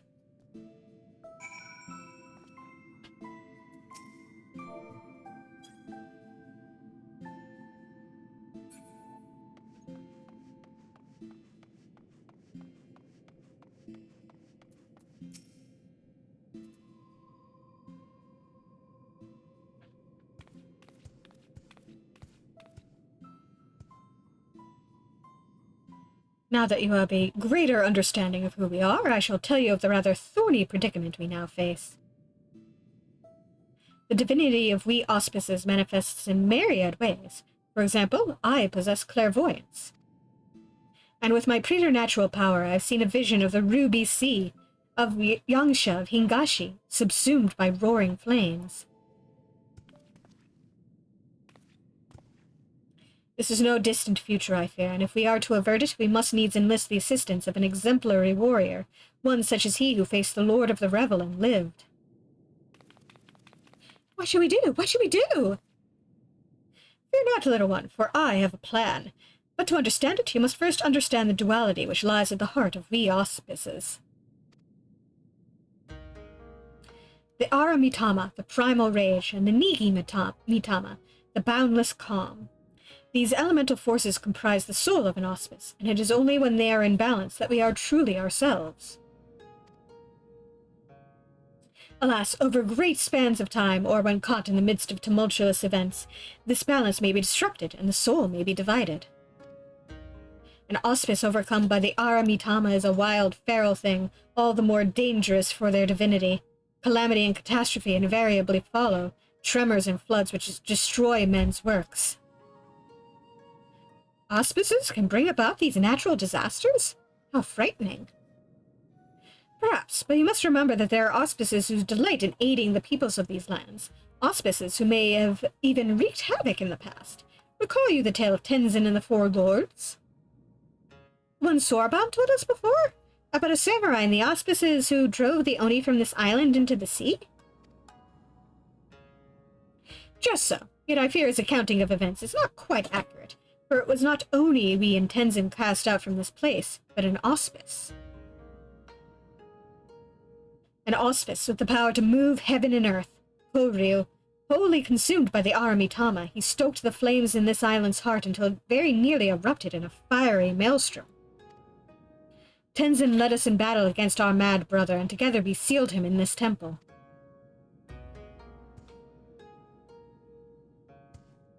But as the truth of the tale fades from memory, so too do our wards weaken, I fear. Should Koryu break free, he may well finish what he began, and ensure my vision of flames comes to pass. That doesn't sound good. So, long story short, you want Svarin to give this Koryu what for when he wakes up?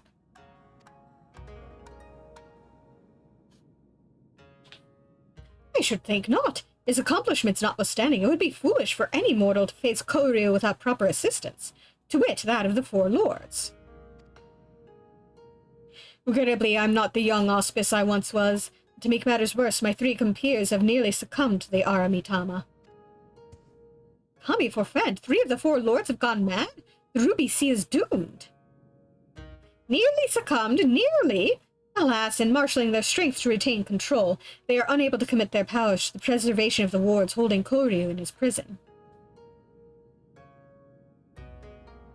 And now that you have a full and complete understanding of the situation, we may at last discuss your part in all this, warrior. I would have you and your comrades face mine in battle and quell their raging Ara Mitama. What say you?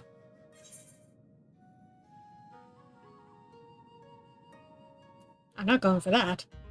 Alright, if that's the only way.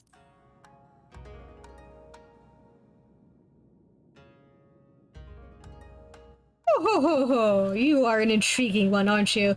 We are grateful for your assistance. Let us brook no further delay and introduce you to another of the 4 lords. I informed Byakko of your arrival when you first entered our domain. You should be returning any moment now. Come, come.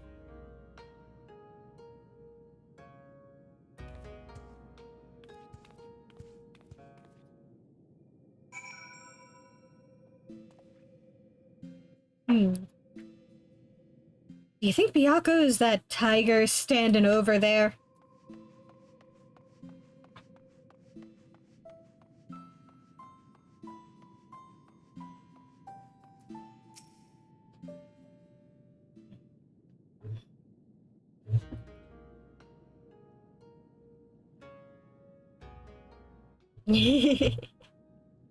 Old friend, the day of reckoning draws nigh.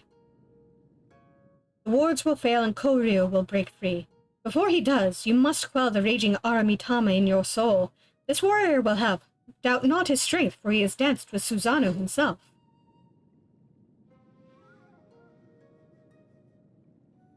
A bold, audacious claim, yet if Genbu believes it true? Aye, the more I look at you, the more of him I see. A similar presence, perchance. A light. Very well, I will bow to my brother's judgment.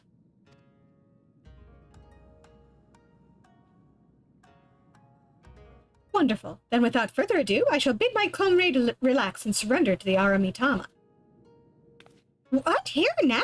Won't he go on a murderous rampage? Why, yes, that's rather the point. He will be reduced to the feral beast. And then it will be Svarn, was it? Svarn's turn to do battle with my brother and help him quell the fury within. But if all it takes to quell the Aramitama is battle, then why did you not do the same for Koryu? Why seal him away? Yes, do you like cuddles, Byaku? Because we can give you cuddles, too. You tried some chamomile tea. Because it was too late. As I said, Koryu was wholly consumed by the Aramitama. Naught remained of the Niki-Mitama. All that he was forever lost to us. The effort I expend to hold back the fury I will instead use to safeguard the calm. It is then you must act. But know that if you fail, it will only hasten my fall. My soul is in your keeping, Svarn. Do you understand?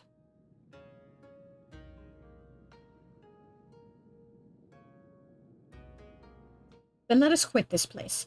Genbu may not mind the chaos, but if I am to wager my everything, I prefer to do so in the land of my birth, to look on those familiar wilds with eyes that may soon belong to another.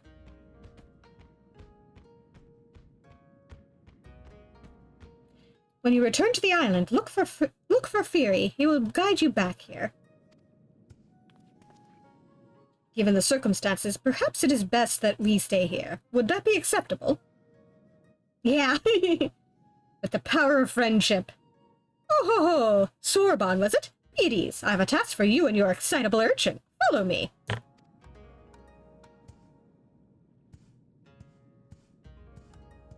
Did that tiny talking turtle just insult me?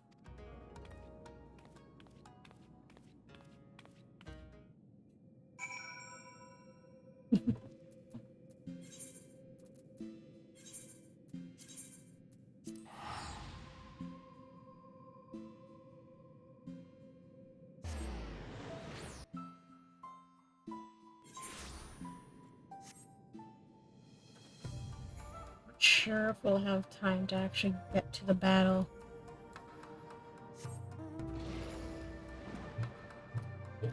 We'll see how it shakes out.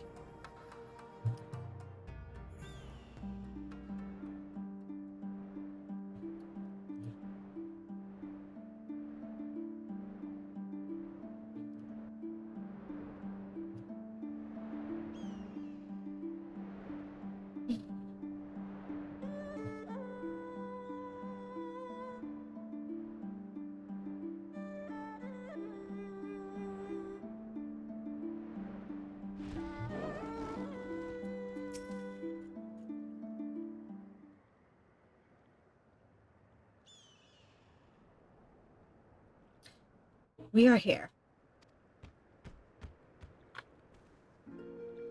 My earliest memories are not pleasant. From birth I was shunned by man and beast alike, for my snow-white fur marked me a harbinger of doom. Cast out and hunted, I struggled to survive. But I endured. I grew older and wiser, and one day I resolved to protect this place and those that call it home. For in spite of everything, it was mine as well. In time they came to see me as a guardian instead of a demon. And yet, for all I have done to rise above the beast within, I may fall to madness and become the sum of their fears.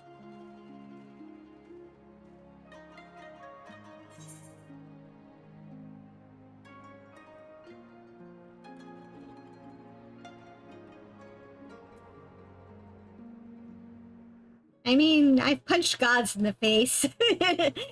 I think I can handle a raging beast.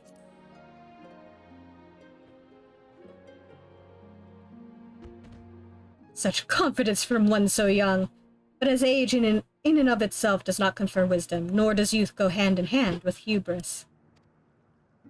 I warn you, for centuries has my Aramitama grown and festered. Hold nothing back, for I will not. Warrior, the time has come for you and yours to make ready. May the Kami grant you strength to save my soul.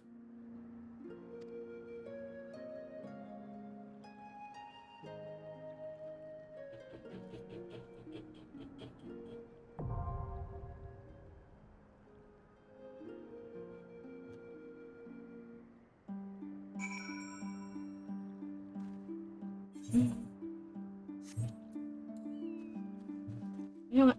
Sure, let's give it a shot.